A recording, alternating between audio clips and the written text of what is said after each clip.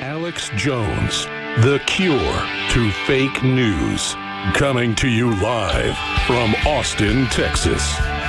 Ladies and gentlemen, wow, this Thursday, the 8th day of February 2018 is kicking off with a bang. The Dow Jones Industrial Average is 450 plus points down as we speak. And so much more is also unfolding on the economic front as the globalists go into absolute, complete, and total high gear, trying to shut this economy down. We've also got fake news alert. The story's on newswars.com. And as soon as I read it, I just asked Kit, one of the editors, to change the headline because it's not strong enough. It's fake news, MSM, Trump and influx of Russians attend national prayer breakfast. CNN singles out 60 Russians out of 3,800 people. But then we looked at who was there leading the delegation of Russians. It's the woman funded by George Soros, on record, the Russian Playboy model, who is funded by Soros and is running against Putin. So that's next level. Soros-funded group, and they admit of the prominent people there, they're all anti-Putin and anti-Trump. They then show up, and the media doesn't even tell people that, oh, by the way, this is the opposition to Putin. That's how stupid they think you are. So I said, change the headline to fake news. Soros-funded Russians attend prayer breakfast to embarrass the president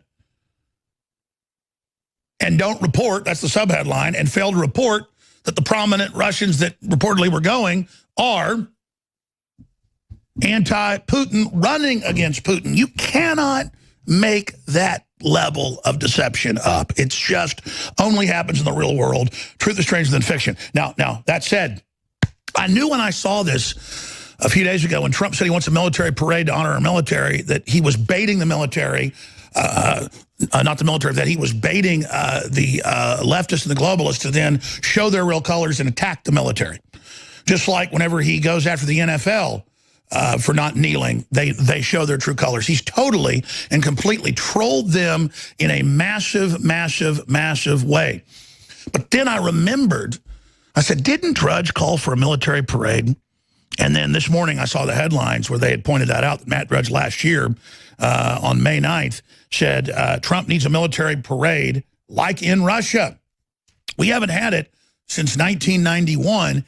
And the whole point is we're supposed to be ashamed of the military, we're supposed to hate the military. I'm not saying worship the military, but if the globalists are trying to demoralize our country, make us hate our military, hate our police, hate our local governments, which is admittedly in the WikiLeaks, so they can come in with their leftist overthrow, and then you'll really have a military problem with leftists controlling it. It'll be in your streets.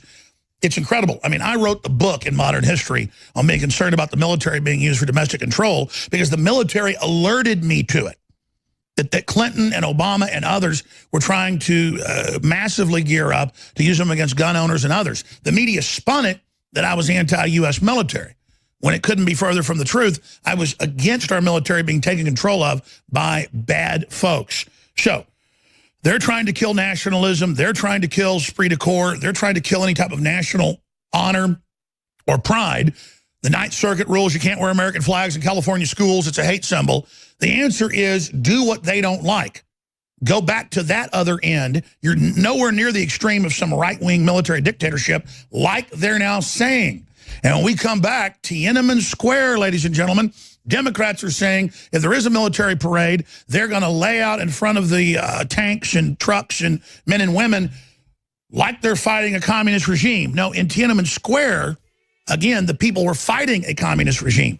You are the communist and the globalist fighting an American free market regime. So it's all coming up on this big Thursday global transmission. We're going to have wide open phones. We're going to watch the stock market and play clips from Trump's big prayer breakfast and more. I'm Alex Jones. We're in an information war. Please spread all the links and live feeds to the four winds. I'm your host, Alex Jones. Remember June 5th, 1989, the Communist News Network covered the communist Chinese government crushing a student peaceful uprising, calling for free speech and calling for free market reforms and religious freedom in China, where peaceful Christians and Buddhists are held in captivity by the millions and their organs sold. For simply calling for that to stop, thousands were machine gunned and run over with tanks. We can pull up some of that graphic footage, but I think I'll spare the viewers and listeners. 2 days ago, President Trump came out and announced that he was going to call for a military parade. That's why they really hate Trump, because Matt Drudge had that idea last year, pushed it, and I know for a fact that's what made Trump even think of it. And see, it's the access that the people have. If you get a letter to Trump, or if he reads something on Drudge or InfoWars, and he thinks it makes sense, he'll look into it and then he'll do it. Just like he learned from InfoWars that Sheriff Joe was under indictment and then had been convicted by a judge alone and was going to prison. He made some phone calls, couldn't believe it. He said, why hasn't that been on Fox? He found out it was true, and he did it. And the White House admitted, yeah, they got the information from Dr. Jerome Corsi, who hand-delivered it to the White House, and got it through to the president. They hate that type of access, you see, because normally it's big globalist boards. It's big globalist boards that decide everything, and then it's given in policy, and those boards are all in control. Those multinationals hand down the directive, the think tanks come up with how to deploy the policy, it then goes back to the boards, and then back to the think tanks to be codified and put out in reports. And then those reports are adopted as the global system policy. With Trump, it's what makes sense. An old lady hands him a news clipping, in a line taking photos, or he gets a news article from alternative news, checks into it, finds out it's true. He does something. He's real. He's not an elitist. And that's what they hate. Now, why did I start the broadcast with Tiananmen Square? The left on CNN, though I know it's been mentioned in the Washington Post, I've seen video clips by leftist activists online, one of them is on Infowars.com, are saying, we're going to lay out like Tiananmen Square in front of the tanks. Well, number one, those were students fighting communists and globalists and elitists. That's what you're supporting. So the students died and got run over and machine gunned to be able to demonstrate peacefully in the supposed People's Square. I mean, you notice nobody's in that square now, and those tanks came in because they'd kill you if you were. There's a famous image of the man standing in front of the tank. But as soon as nightfall fell, those were local tanks that knew the locals. They had brought people in from a province 800 miles away, and it took them time to get down there. And boy, when they got there early that next morning, when the first trucks got there, they started machine gunning everybody. And they climbed in those tanks that the locals wouldn't drive over people, and they ran over whole families. You can go watch the raw footage on YouTube. You got a stomach for it. So now they're saying they've got at least 13 people signed up to lay in front of tanks. So, A, these were people protesting peacefully a murderous communist regime. And now you're communists in America protesting a parade for the military. Our military isn't coming to conquer us and run us over in the streets. If we had one of these parades, it's to provoke you and show how anti-American you are and how much you hate this country and how much you hate the military. So, A, you're being chumped by Trump. You don't think the ultimate troll for goodness, Trump didn't know you're going to have convulsions over a military parade, and we're going to have it, and you rats are going to go out there. No need to stage a false flag. You'll probably bomb it. Not this particular Ern Merconi, but others. Other leftists and Antifa are calling for violence, calling for shooting cops. CNN said when cops are getting killed, they said, well, they better clean their act up. They deserve it. And, of course, even Politico now understands and admits it's political genius that he has trolled them massively. And you've got all these college dwellers, all these lazy, stupid, foppish, sycophantic, candy-butted pseudo-intellectuals sitting in the midst of this big, rotting free market bazaar that they're trying to completely destroy so they can live like they do in Venezuela. I hear it's a nice time in Venezuela right now. So imagine the leftists are saying, don't have your parade, you can't have it. CNN, MSNBC are saying it's horrible, it's fascism, oh, he's like North Korea. And, oh, this is a show of force, a force of domination. We need to oppose it. But meanwhile, when I tried to get into the inauguration, for 3 hours, we couldn't get in. They were beating up men, women, and children. The Antifa and the Black Lives Matter, who were about 99% white, by the way. I'm just telling you, that's the fact. But they weren't at the VIP area. Oh, you could get in real easy there. So I just said, well, let's go to the VIP area, even though it's on the other end. And then CNN said nobody was there because it took hours to get in because they blocked the entrances. And they showed that image saying nobody's there. Again, that's the total deception. But once people got in, it was a record crowd. Everything is a lie with these people. In Tiananmen Square, the people were opposing communism, authoritarianism. Trump isn't one to have this parade to occupy cities. It's a parade to honor the veterans, their families, those that have fallen, those that have been wounded, those that have been maimed, those that have been disabled. And it's about Americanism and nationalism. We, the people, are taking back control of our country from the globalists, from the multinational authoritarianism. But then you see the type of people that block and spit on our reporters and attack me and everything else in New York at the women's marches a few weeks ago and at other events. Let's roll some of that, either as B-roll or with audio if it's bleeped. Of these folks, how they act, they can have their parades and nobody stops them. Women dressed up as giant vaginas simulating sex acts on each other in front of children. That's on screen right now if you're a TV viewer. This is going on, but, oh, we can't have the military parade because people like this are going to come block it and then spit on everybody and run around acting like a bunch of miscreants. It's a celebration of being idiots. It's a celebration of being morons. It's a celebration of being fools. And everything they claim they oppose is what they are. Cussing and spitting and yelling at our female and male reporters, physically attacking them, acting completely mentally ill, not as a small group of the overall group, full-grown men running over and sticking their butts in the face of Millie and farting into the microphone in front of their wives. Just, it's all about infantile behavior. Arrested development, people living in this big, open, free system and then using that against it and then hating the very thing like mentally ill toddlers that have taken a huge dose of PCP. So here's activist Arne Merconi calls for people to lay in front of tanks as if they're Tiananmen Square, as if they have the same courage because the tanks are coming to kill them and the trucks are coming with the soldiers with the rifles. No, you're coming to block our free speech.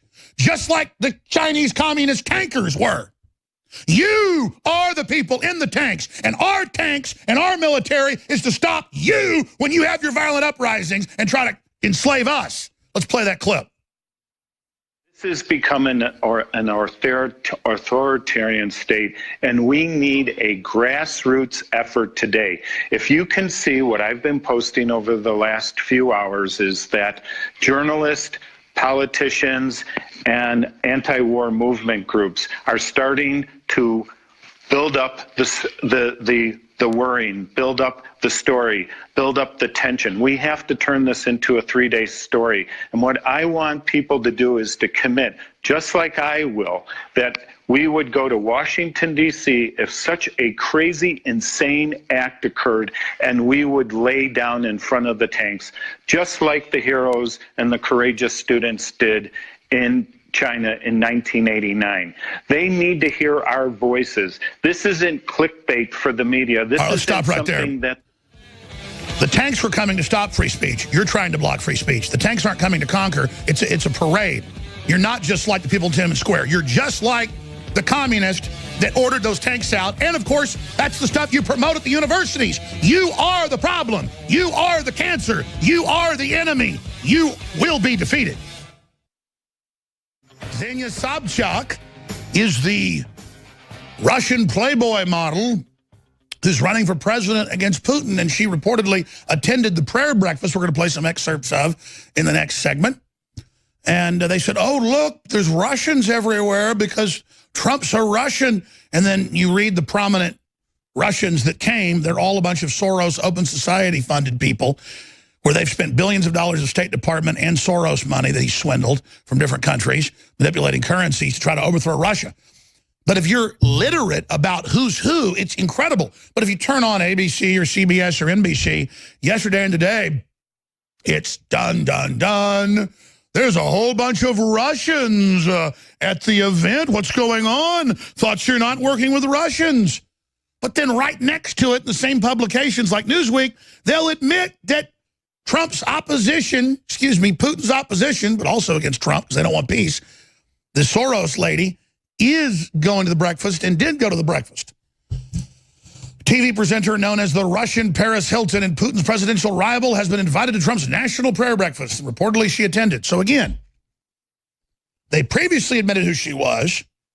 They still admit she's the opposition, that others are opposition, but they still run with headlines saying, whoa, a lot of eyebrows getting raised, a lot of Russians. This is the stunt they pull.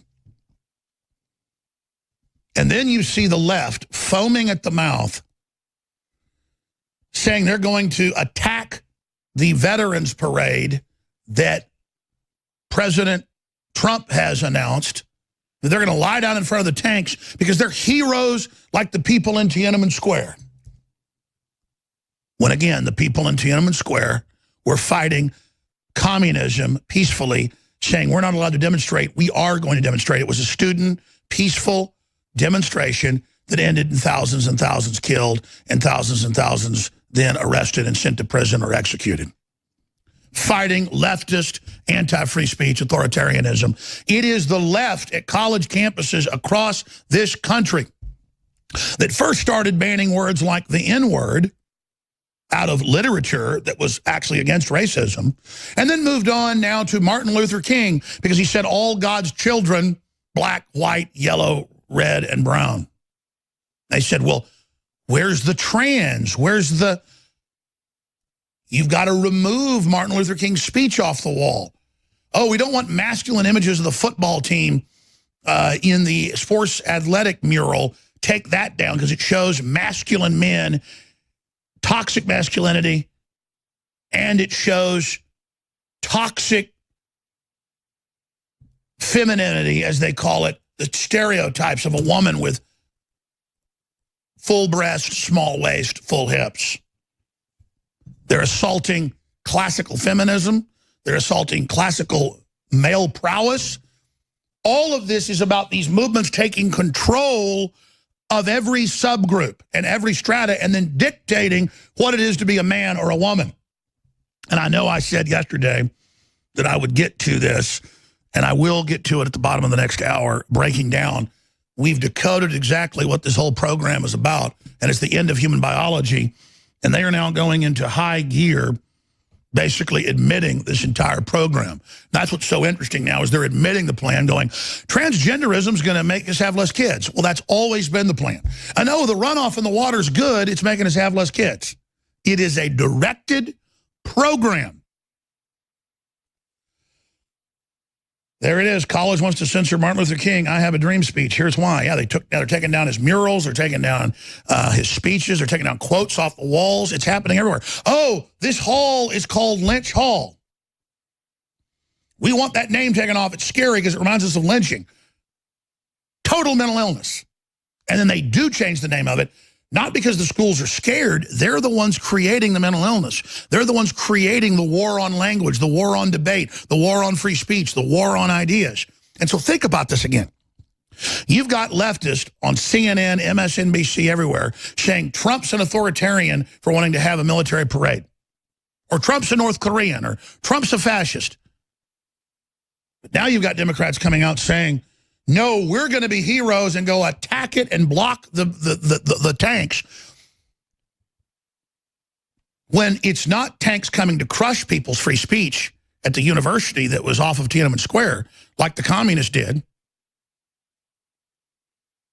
It's a celebration for those that have fought and those that have died. They also show once a year V-Day parades. What is it, May 9th in Russia? For the 20 million Russians that died, but 20-something% or more of their population in World War II, 22 million Germans died. That was well over a third of their population. And they show every year Putin having the Victory Day, May 9th.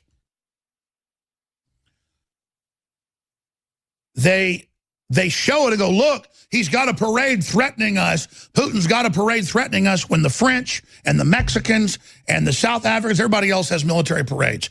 People have parades for the police. They have them for fire departments. They have them to raise money for little kids. They have them for everything. Having a military doesn't make you fascist or communist. Having a fascist or communist government makes you that. It's like saying if we have police, they're all bad because police are corrupt in some areas of Latin America or Asia or Africa. So in Russia, it's called the Patriotic War, and almost everybody lost family or large parts of their family or whole families. And so most people living have grandparents or great-grandparents that were killed in the war. So it's called the Great Patriotic War because Russia did 90% of the fighting in World War II. Doesn't take away from the Marines and the U.S. took care of the Pacific and what happened in Europe. But the 90% of fighting the Nazis was the Russians. That was the big war in Russia. That's where almost all the Germans died. You can look it up. That's where almost all the Russians died, was in Russia and in Germany. That's where the big fighting happened. Yes, the U.S. and England drove the Russians out of North Africa. My dad's dad was part of that. There was heavy fighting going into Italy. Heavy fighting. Hundreds, it was 600,000 something, U.S., I'm going from memory, died. Big war. Not as big as our Civil War. That killed millions. But for Russia, it's 20-plus times the number of troops lost that we lost. So our media then, I'm not defending Russia, I'm defending the truth. That's what Victory Day is, not what our media says. It shows how it's all lies. They send the lady running against Putin. They send the lady running against Putin to the prayer breakfast to say, look, he's a Russian, Trump's a Russian because he's got people there. This is the deception. This is the manipulation. And now the very universities that are bringing in Soviet-style or communist Chinese-style censorship and bans on free speech and saying no demonstrations for conservatives and no white day at the school and kicking the professors out and true Maoist-like stuff, they're the ones coming like Tiananmen Square and shutting down the free speech in the square. And now they take a communist event like Tiananmen Square and conflate it and project it onto Trump if he has a parade or if Russia has a parade, when it's the very people that love Tiananmen Square and the crushing of free speech, the American left that are allied with the communist Chinese that are engaging in this entire operation. It just hit me today like a ton of bricks. Hit me so hard. And I was thinking about the hypocrisy of leftists in this country with Antifa hitting people in the head with bike locks, stabbing people, bombing things, attacking their cars, spitting on my reporters, dumping coffee on my head, CNN having them on saying violence is good against the right wing. It just hit me that they are like the communist Chinese at Tiananmen Square in 1989 when they go out and engage in violence to stop our free speech. Anytime libertarians, conservatives, Trump supporters, you name it, try to have an event, Antifa even comes out with AK-47s in Austin and won't let my reporters on the Capitol grounds to be able to cover a woman who was killed by an illegal alien, and the illegal alien gets off. We go to a vigil, and they are attacking men, women, and children and pushing them and hitting them and not letting them get into the event, and the police stand there and look on while the left intimidate, and Antifa calls for killing cops, and cops are getting shot in the back. All this Weatherman-style tactic, and then they've got the nerve to have professors and leftist activists on CNN, MSNBC. We played clips of some of them earlier saying, Trump's a fascist, lay in front of the tanks if he has a military parade. When it was the communist Chinese coming in to the university that's right there, their biggest university in China, right off Tiananmen Square. It was the student groups wanting free speech, wanting to be like America, wanting to have free market, wanting to have religious freedom. And they got run over, they got killed, they got massacred once the sun went down. And we all know that. And the left is doing that on a micro level all over the country, everywhere. And they're doing it all over the country to our free speech. And then they sit up and say, we're going to block a military parade tanks, implying tanks are coming to kill them, when it's honoring the veterans that have fought and been wounded and died and their families that have given up so much. They're the ones, again, trying to keep us from going into the inauguration. They're the ones attacking families. They're the ones spitting on us. They're the ones hitting us. They're the ones They're the ones attacking women and just dragging them off into mobs to be physically, have 7 or 8 bones broken, and stopping rallies and stopping free speech and stopping Milo from speaking and stopping Ann Coulter and trying to stop me from speaking and trying to stop Mike Cernovich. They are flaming, out of control, evil authoritarians stopping free speech just like in Tiananmen Square and doing it with force and beating people up. We're showing some of the footage here. This is nothing compared to the footage. I mean, the bike locks and the women being dragged off and women being beaten over the head with Mexican flags and blood coming out of people's heads. All of it. We've seen it. And then they've got the nerve to say, we're the ones like Tiananmen Square. We're the ones who are going to face down tanks as if the tanks are coming to kill them if we have a parade. And then they're going to be the ones blocking other people's speech and then saying they're heroes like Tiananmen Square standing up for speech when the left are the ones calling for violence and carrying it out everywhere. They now have 50 people just by this one academic individual, Arn Mercani, to carry this out. It's unbelievable. And the media is so distorted, they'll probably say that just like Tiananmen Square, they're in front of the tanks.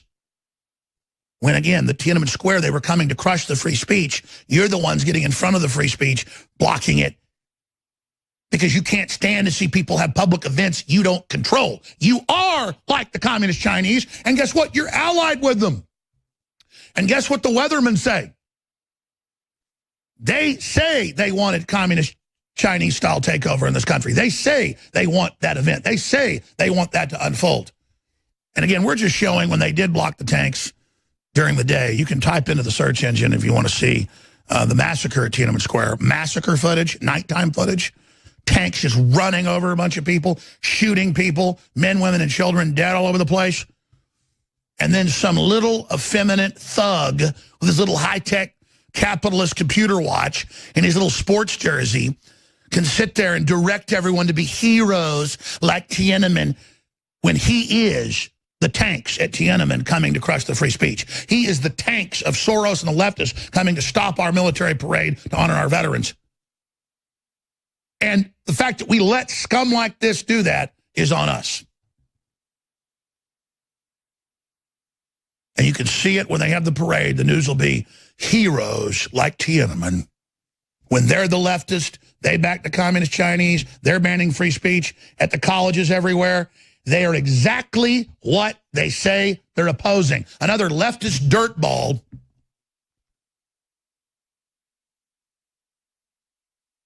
telling us that they are out there standing up against authoritarianism when they are what they're supposedly opposing. It's sick, isn't it? How immoral and how distorted and how twisted and how upside down and how deceptive. But do you think this guy, however you pronounce his name, do you think he is even conscious enough or self-aware enough to know what a contradiction he is? Get him off the screen. I can't look at it anymore. He goes, we will be like the people. Since I played him so much, let's play his whole statement here.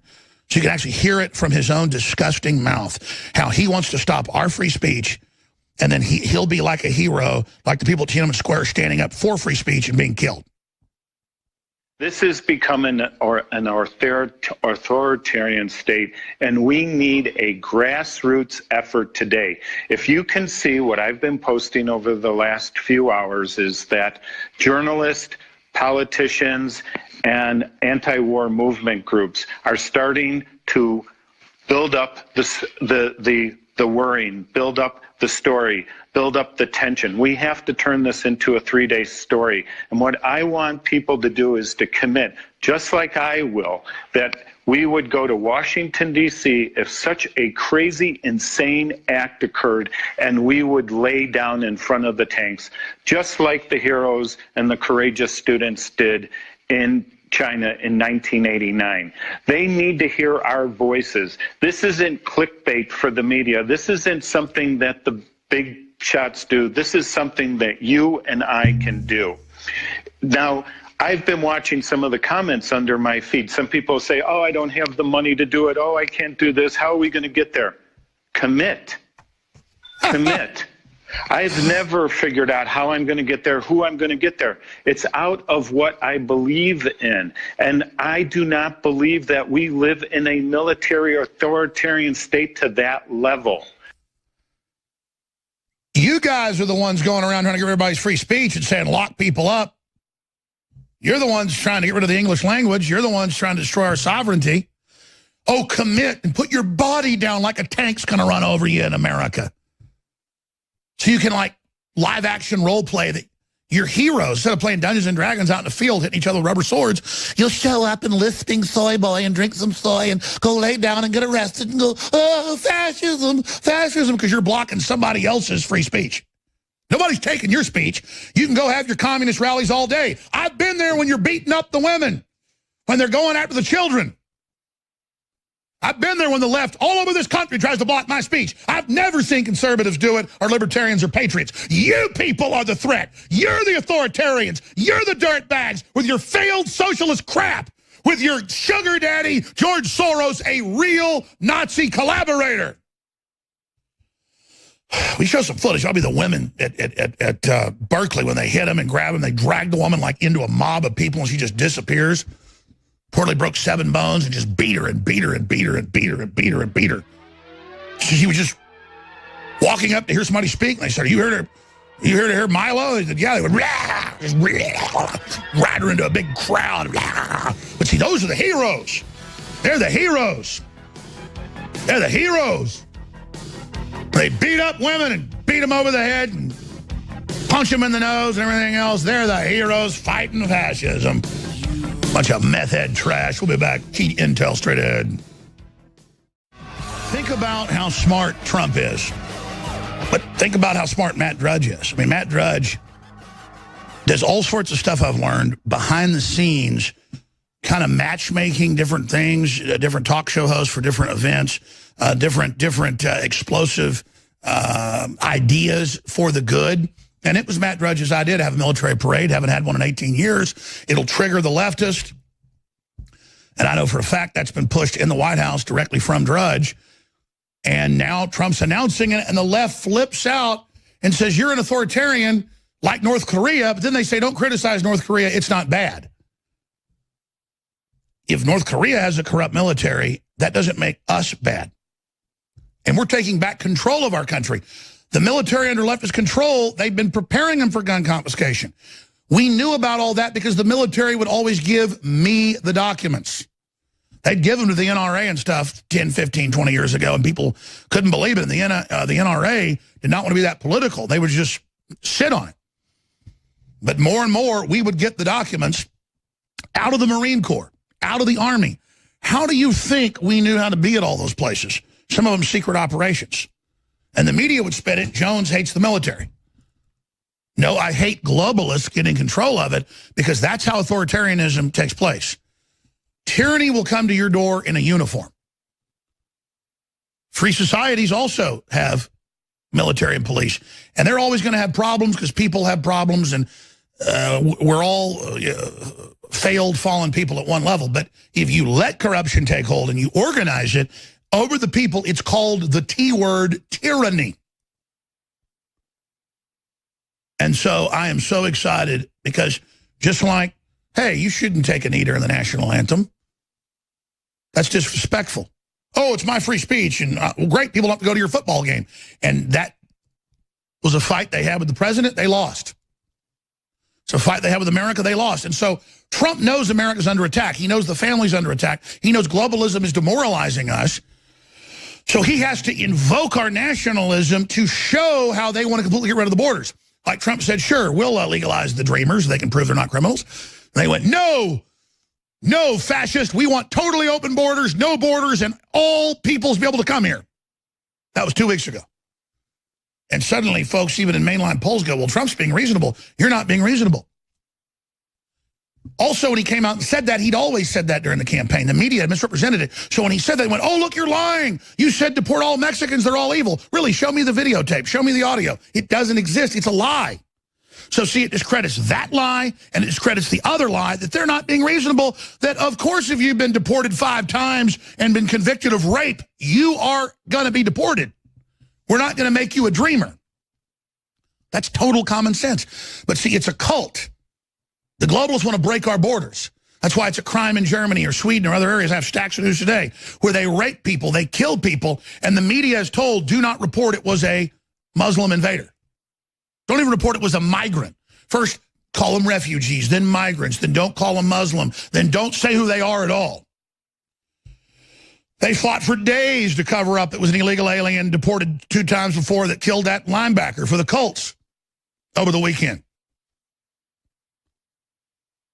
We're fighting just for our ability to have speech and talk about what's going on. And so Trump invokes this to go, we're going to have a military parade to honor our veterans and the fallen and their families.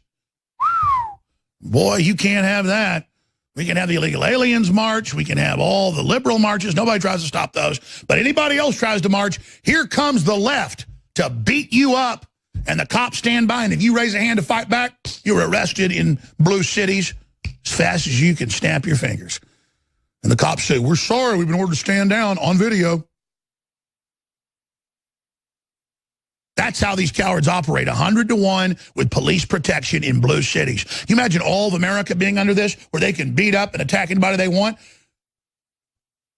We've got leftist brutality beyond anything you see with bad apple cops. I've been punched and hit and spit on and attacked with coffee, and I'm a pretty big guy. I almost tell Millie and people, the reporters don't go out. They go, no, we're going out. Then they make TV shows where it's InfoWars is the name of the show. A reporter like Millie gets drug off and raped, and then the jury lets him go, said she deserves to be raped. That's Law and Order last week. Their message is, we're going to hurt you, we're going to attack you, and we're going to let you go. These juries in these swamp cities like D.C. and L.A. and San Francisco, we're going to let illegal aliens shoot women in the back, say they did it, and get away with it. We're going to have simulated rapes of women and hope that actually starts. She deserved to be gang raped by a line of men. This InfoWars reporter. On the show, the name of the show is InfoWars. It's set in a fictional city like what happened in Charlottesville. It's a Millie Weaver reporter saying the stuff InfoWars says, word for word. Even makes sense what she's saying. And she gets raped and thrown in a trash can, thrown in a dumpster with blood all over her.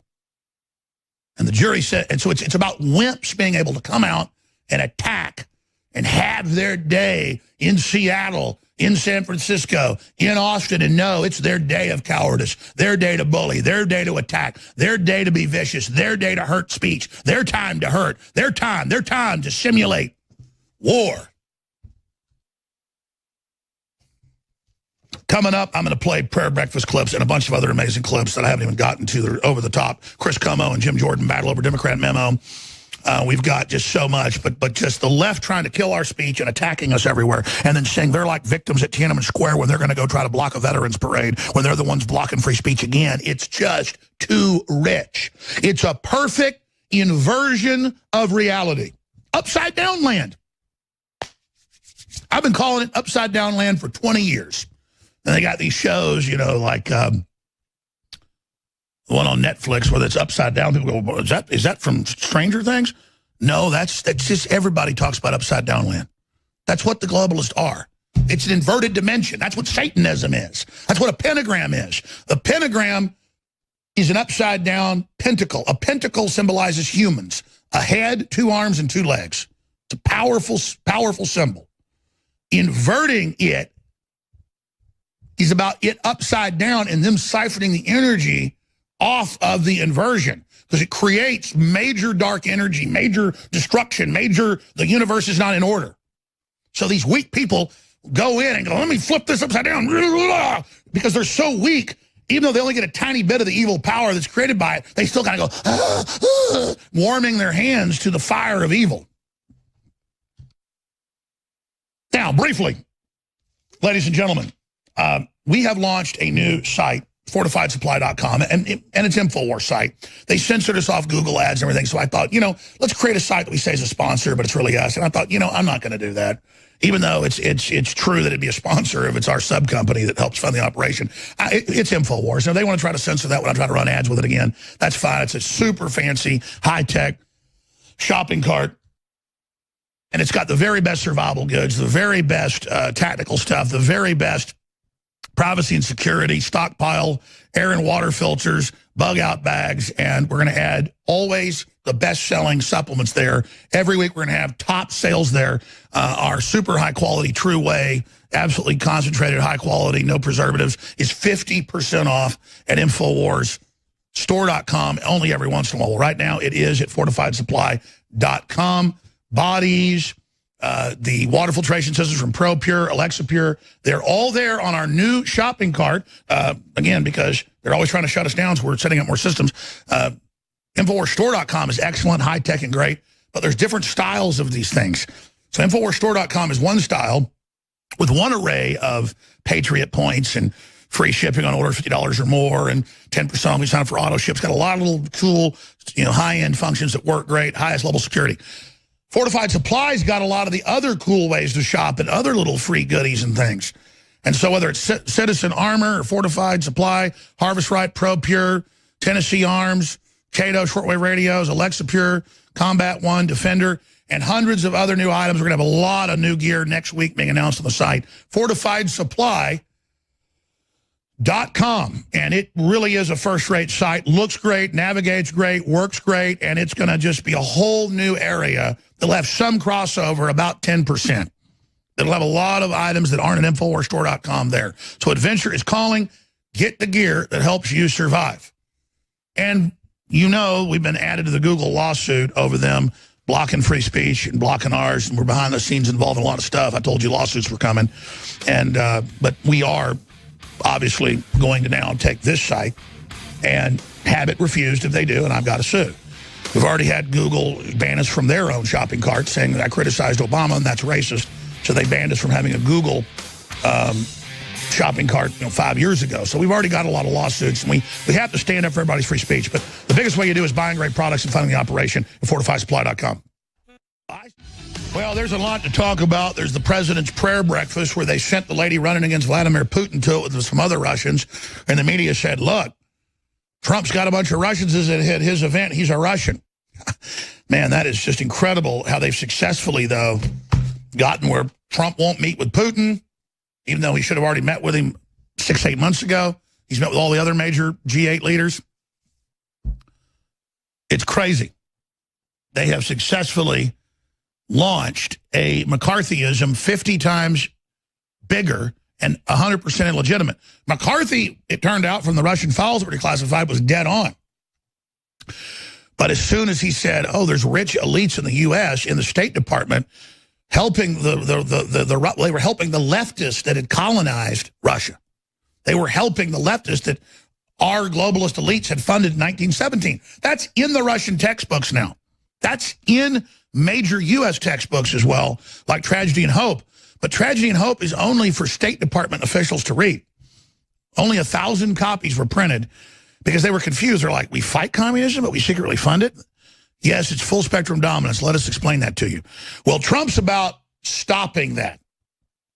And obviously he can't put the brakes to it immediately. Everything's too entrenched. But knowing how the scam works, knowing how the beyond Machiavellian system of funding radical Islam to take over other Islamic areas, destabilize those areas, then use that wave to take the liberties in Europe, and use that as a pretext to then invade the Middle East. It's full spectrum dominance. It's, hey, I don't have any morals. I'm going to be super corrupt and super evil, and I'm going to wage war against everybody but myself and consolidate total control. And you look at the globalists that run this thing, they have horribly unhappy children. They're completely screwed up. But their evil is so massive and so big and so strong and so intense that the average person's blind to it. Just like we only see in a limited spectrum of light, on the light spectrum. Well, if you can't see something with your eyes right off spectrum, You can't pick up ultraviolet radiation. You can't pick up hundreds and hundreds of different types of things in the light spectrum and things that are outside the light spectrum. It doesn't exist for you. Just like radio waves, just like cell towers. It's all here. It's all here with us right now. But out of sight, out of mind. And so they hope that people aren't picking up all this. And they think you're too stupid to ever be aware of it. Now, I went into a whole rant earlier about, if you just joined us, about the left attacking free speech all over the country like they're the communist Chinese coming into Tiananmen Square to crush the students who wanted free speech. It's the left crushing free speech all over campuses, beating people up, saying no white day or no whites allowed, you know, at the Missouri University or at Evergreen up in Washington. I mean, this is really going on. This isn't pockets. And now it's up to 50 people this academic's got ready to lay down in front of the tanks. Like the tanks are coming at the military parade Trump's going to have to attack them. But Rand Paul has a really good point, and he's right. Trump needs to bring the troops home from places like Afghanistan. They are downsizing the troops in Iraq. We need to pull out of a bunch of these foreign military bases, and we need to cut those areas that are offensive and that are part of this big globalist empire that we've been paying for and getting none of the dividends from. And we need to bring a lot of the troops home and then have a parade for, say, 100,000 troops being brought home from around the world. That's only less than a third. And then celebrate those that are still in combat and then all the rest of it. I mean, I agree. Usually the military parades are, you know, when World War II's over or when we pull out of Iraq in 1991. It's a military parade because it's over. Well, I get what Trump's doing to have one because we haven't had one in 18 years to thank our military for what they've done. But there needs to be at least the symbolism and more than tokenism of a substantive number of troops pulled out of these far-flung places where we've got military bases. So we all know really why. So CIA hit teams can infiltrate locally and kill people. Well, we're going to continue to follow the stock market and what's happening to it today while we are live here on air. That is going to be unfolding. It's been as far down as 450 points. My computer's perpetually frozen. Will you guys put that back on screen for me, the Dow Jones Industrial Averages from CNBC, please? Thank you. So you can see right now how far down it is to 24,272 points. So that is 650 on the day, 620. It's gyrating back and forth there as we speak. So we'll be going over all of that today as we watch this unfold. It would have to go down 7,800 plus points to erase all of the Trump gains we've seen in the last 14, 15 months since he was president-elect and then president. But that said, it is still built on a house of cards because of the very globalist policies we've seen. But the real new jobs numbers, the record new startups, the thousands of companies coming back, including Apple, that is going to mean massive new employment for Americans. But we've been in a race. Trump expanding the bubble because you can't just stabilize it. You have to expand it, hope some money gets back to the people. Before, basically, none of it was getting back to the people. And then hope that we innovate our way out of this like we've done before. And Trump's talked about trying to get a lot of the secret technologies and things that are seen as disruptive technologies back out to the public. So I want to, speaking of innovation, go to a very important video here that was put together by Rob Dew and myself. Elon Musk, Falcon Heavy launch, and Spaceman's secrets decoded. Or really, where did Elon Musk get the idea of firing a sports coupe out into space with an astronaut at the wheel? And that video, it's a powerful little piece, is up on Infowars.com. Elon Musk, Falcon Heavy launch, and Spaceman, secrets decoded. What's next for humanity? And again, the globalists have decided to not have a future for of and by humans. And so just the idea of humans going back into space or putting an artifact into space signifies that we believe the next 20, 30, 40, 50, 100 years, our technology will advance so much that we're going to catch up with probes launched in the 1960s and 70s, like Voyager and others. And that we'll catch up to this car, probably when Elon Musk is still alive, I'd guess by his 80s. And that it'll be in a museum, maybe on Mars, or maybe in New York City, or maybe in Dubai, or maybe in Peking, or maybe in Tokyo, or maybe in who knows where, Mexico City. But I got a sneaking suspicion that my children one day will be in a museum looking at that car that was launched into deep space a few days ago. And of course, no one noticed where this was really from. It's from heavy metal. And we show side by side how the idea of something could be envisioned in a 1980s cartoon, an independent film, it's a great, great film, archetypal, is now manifest in reality. This is a ritual, not an occult ritual, but a true ritual of human vision. Let's go to the report.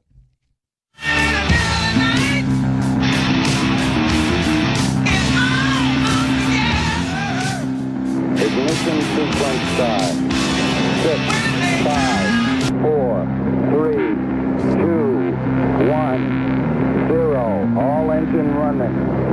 Liftoff. We have a liftoff.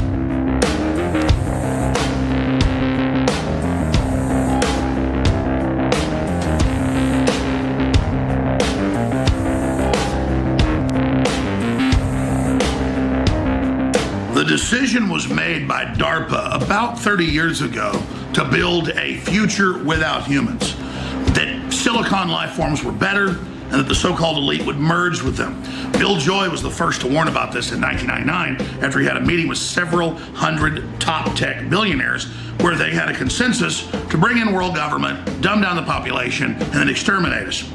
Well, along comes Elon Musk. And of course, he's been meeting with Trump and others, and he says, we're gonna make space travel about humans again. And so he launches this huge SpaceX launch with this heavy booster rocket with this innovative Tesla car that's a roadster with an image of a human or a spaceman, an astronaut, a cosmonaut, one who walks amongst the stars. This idea that humans are only empowered when they realize their potential to explore and to innovate and to build, not to be told that we're yesterday's news and the elites are just telling us to crawl into a hole and die and that there'll be no real human evolution. Now, there are different types of evolution. There's the eugenics-based social Darwinistic evolution that says they can commit any crime they want and prey on you and your family. But then there is real evolution, which is human beings taking control of their own development. In fact, of all the species on this planet, we are the one species that has taken control of our evolution through the greater good, through our conquest, through our ideas, through our art, through the common knowledge of the people-based sixth sense internet. But the globalists come in with Hollywood and this whole New World Order system, and they suppress that, and they turn us inward. And they give us lots of little diversionary distractions like modern gladiatorial games and sports and Hollywood stars, so that instead of looking at the stars and wanting to have our progeny travel to the stars, instead of wanting to unlock the mysteries of the atom and the universe and really fulfill our destiny to go to the next level, we look at red carpets and Hollywood tarts and directors and all these people as if they're God and as if they are the stars. But Trump and InfoWars and you and all of us together with Elon Musk are tearing aside that and making NASA and private industry and everything about humans, with a guy in a really kick-ass motorcycle / race car driver outfit right out of the 1980s heavy metal, because you know there's a hat tip to that, even though I haven't seen it, rocketing out on the big blue-black highway into the universe, into life extension, into endless choices, into incredible discovery, building a future for humans, building a future by humans, building a future where we continue on and exist and don't just make ourselves failures and losers. The stars aren't Hollywood. The stars are in deep space in the sky, and we're all part of it, and we're all stars. We all orbit this beautiful star, and we're going to experience through our progeny the mysteries of the universe that God has laid out for us. You're a god compared to the best AI they've got. And these failed evil people believe that if they can suppress you and dominate you, that somehow they can use us as the master engineers to build a system to make them a god, like Ray Kurzweil says. I don't believe in God yet. Fool, you were made by God. You're an extension of God. But because you're cut off from God, you can't experience that and know that you've already arrived. But Elon Musk and this whole launch was a ritual. Not satanic, not pagan, not even Christian, but just human. Whatever we envision in a cartoon from the 80s is now manifest on the head of a big boost rocket on its way. The universe is waiting for you. You simply have to take it in your hands and decide to have a pro-human, pro-innovation world that's built for humans, by humans, for humans.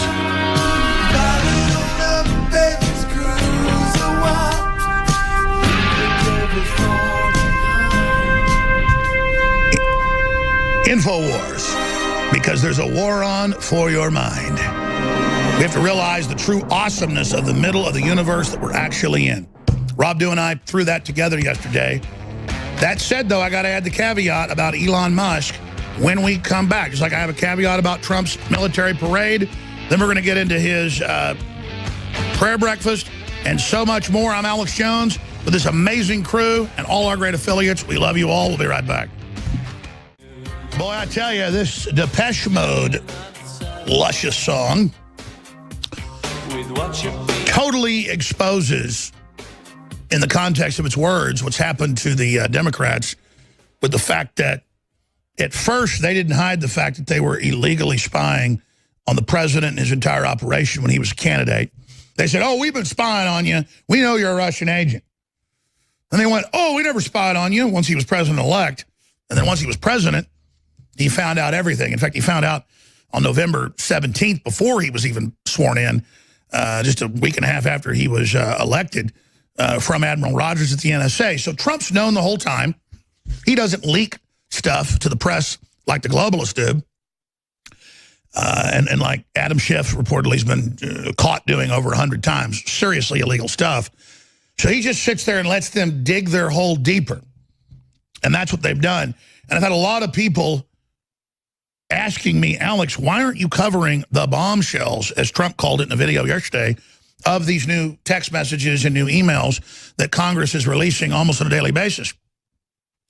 Because we already were told by Congress what was in there. We already know what they did. We already know they lied. We already have enough evidence to put them in jail 50 times over. The perjury to Congress, the perjury to get the warrants, the insurance policy, the secret society, the money paid by Orr to his wife, $2 million. She was hired just to write the dossier at Fusion GPS, and then she gets a large portion of $2 million from her husband that pulls the trigger. I said that back in December. We played the video just yesterday, and now it's all over the news. Oh, my gosh, the big crime is Orr giving his wife millions of dollars. Yeah, I don't need to see it break to know what I'm looking at. See, and I'm not bragging about this. It's just, it's crazy how they fear InfoWars because they know a lot of times I point something out and then somebody else picks it up and something that no one was looking at now gets looked at. That's what they really fear, is that I'm an independent person who studied the law a little bit, and I'm not a rocket scientist, but I know that if you give $500,000 to an FBI agent's wife, and that FBI agent is the main one investigating Hillary, and then covers up the investigation and tells her she's not an investigation and gives her a letter and then has a fake investigation, and then he's the same one covering up all this other stuff, and then he's the one running for McCabe and Comey, he's the number 3 in charge, the entire fake Russiagate deal, and then his wife gets $500,000 cash, and they won't even say where it went. Now, I'm not a rocket scientist, but I remember 3 months ago pointing out, one of the crew goes, hey, This guy's wife ran for, was it governorship, and got a $500,000 donation from Hillary. And so, of course, they're investigating the Clinton Foundation. And, of course, it's coming out they did all this criminal stuff in paper play. It was already in the WikiLeaks. I mean, folks, they're in WikiLeaks saying, we're going to have the Aleister Crowley ritual tonight, and we've got blood, semen, and breast milk, sir. And then Podesta asks how fresh and delicious it is. I mean, and what did they do? They were in deep trouble. So they just said, oh, it's all a pizza place over here. CNN, everybody made everybody look at the pizza place that they did go to make it all about that instead of New York and at the cabin, there will be the children in the hot tub for your entertainment. They're all experienced and will service you well, but they're still children. So they might give you a problem. Ugh. And you've got Quentin Tarantino on Howard Stern saying the demon, Roman Polanski, convicted and ran off for child rape here, got arrested in Europe for it, in jail now. You got Polanski, he says, oh, that's no big deal, that's consensual. Now, see, the age of consent is 17 to 18 because you can't join the military, you can't drink alcohol, because you're a minor, your parents have your custody. And, oh, by the way, she wasn't consenting. She was drugged for the raping. But see, that's what even Howard Stern went, man, that's disgusting. I got daughters. That's pedophilia that Roman Polanski engaged in. But that's what we're dealing with here, is people that are in their own world and think we just exist for their pleasure and their enjoyment. So FBI informant testifies, Moscow routed millions to Clinton Foundation in Russia uranium dominance strategy. Well, we know that, and that's what's come out, and it was $30-something million, just Hillary, the Podestas. It's insane. It's next level. So we'll get into all that, too, coming up. It's a big deal, but this is the kind of stuff I'm really concerned about. Special report, U.S. body brokers supply world with torsos, limbs, and heads. The jury found that Rathburn defrauded customers shipping parts infected with HIV and hepatitis.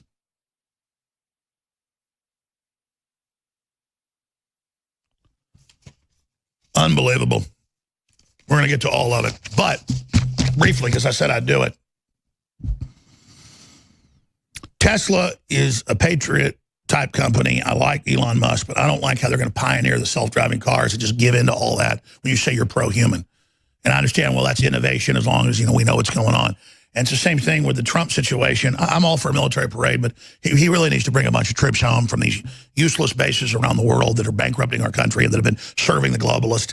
We need to bring a lot of troops home and cut the military budget for stuff that is purely empire building.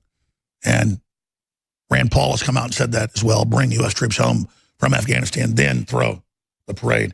But I understand what Trump's doing, triggering the leftist and making them come out and say they're going to attack the parade to show people the internal enemy and who they really are. So I'm just saying he should bring some troops home from Iraq. In fact, they're coming home from Iraq now. It's been announced, almost all of them. So I guess that's probably what Trump's got in mind. We always think, hey, Trump ought to do this, and he's 5 steps ahead. That's already been planned. In fact, I bet that's what happens. But a great idea Matt Drudge had a year ago, now manifesting. Before I go any further, I just want to introduce you to our newest product from InfoWars Life.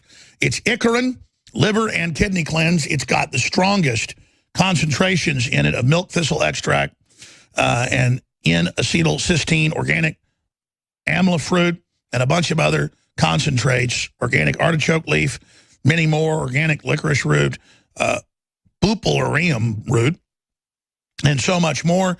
And this is documented and known to help get toxins out of your body that the liver and kidneys can't handle themselves in this toxic environment, and you owe it to yourself. It's such an amazing formula. And you can do it a couple times a year. There's more than enough in the bottle to do it, several cleanses for yourself, your wife, your husband, your children.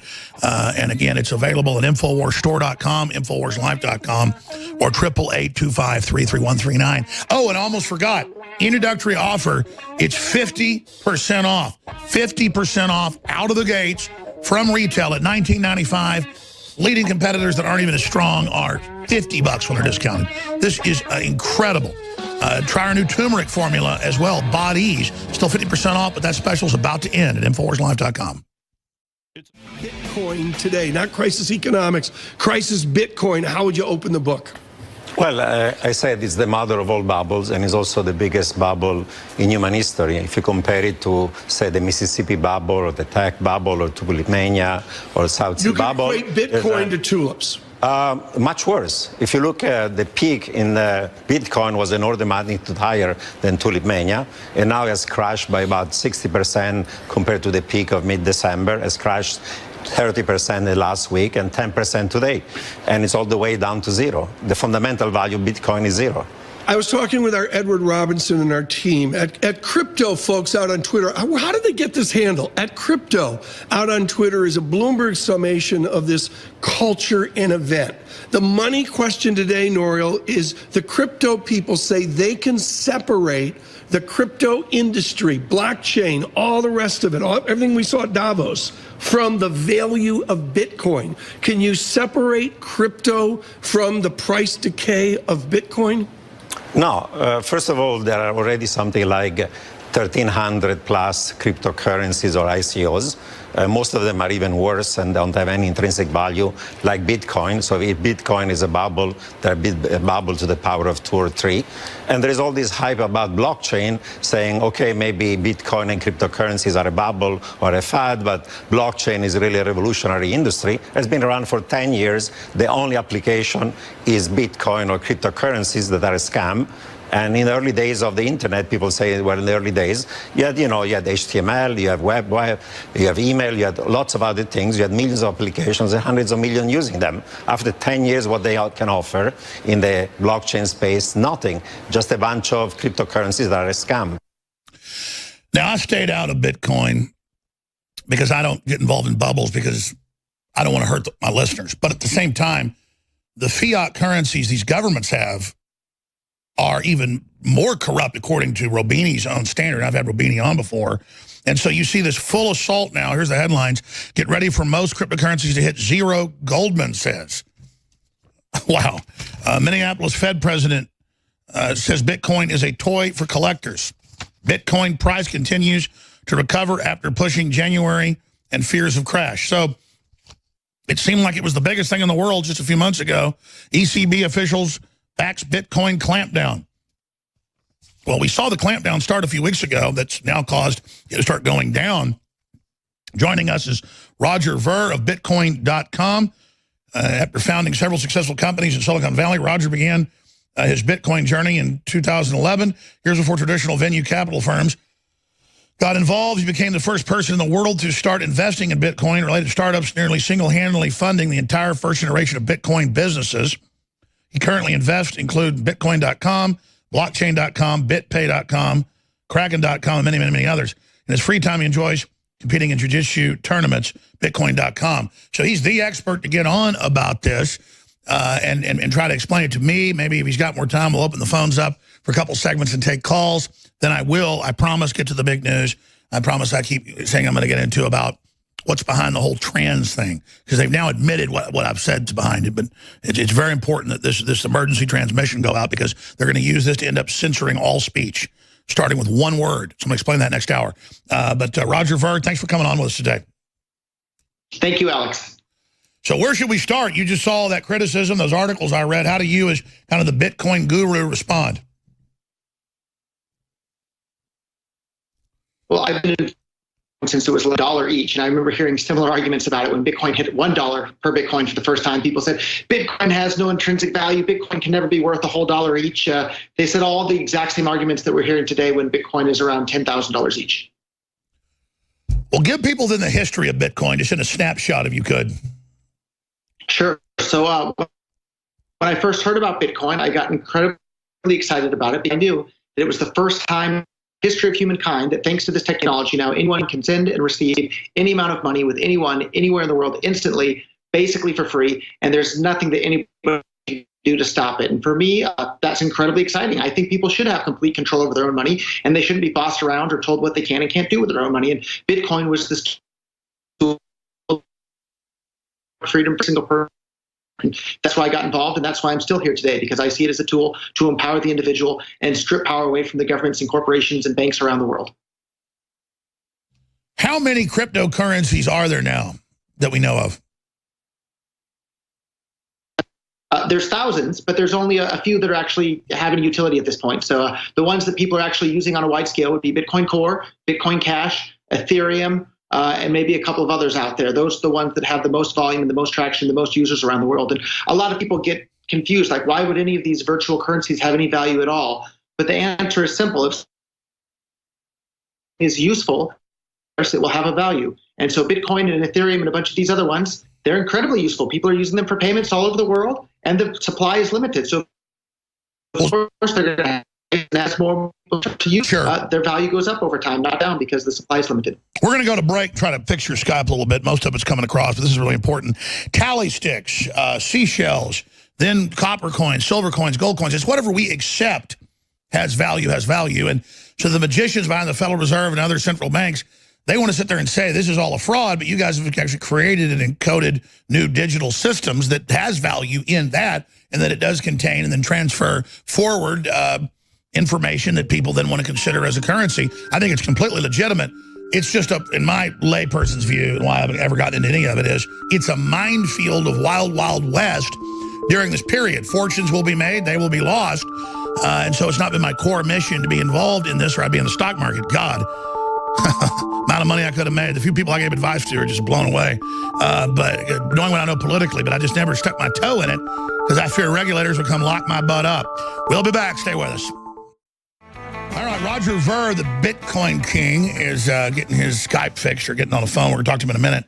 Really important. And I know the last few days I said I would get to what the whole trans movement's about. And why if you say tranny, Facebook, Twitter, you name it, says they will ban you. I mean, we've had executives from Facebook and Twitter call here, and it's official executives, and say, we don't want to ban you, but you can't use that word above all other words. And I'm going to explain it, what's behind it. It's not the people, that men that want to be women or women that want to be men. It has nothing to do with that. It has to do with something bigger. The most protected class are going to be augmented humans, cyborgs, you name it.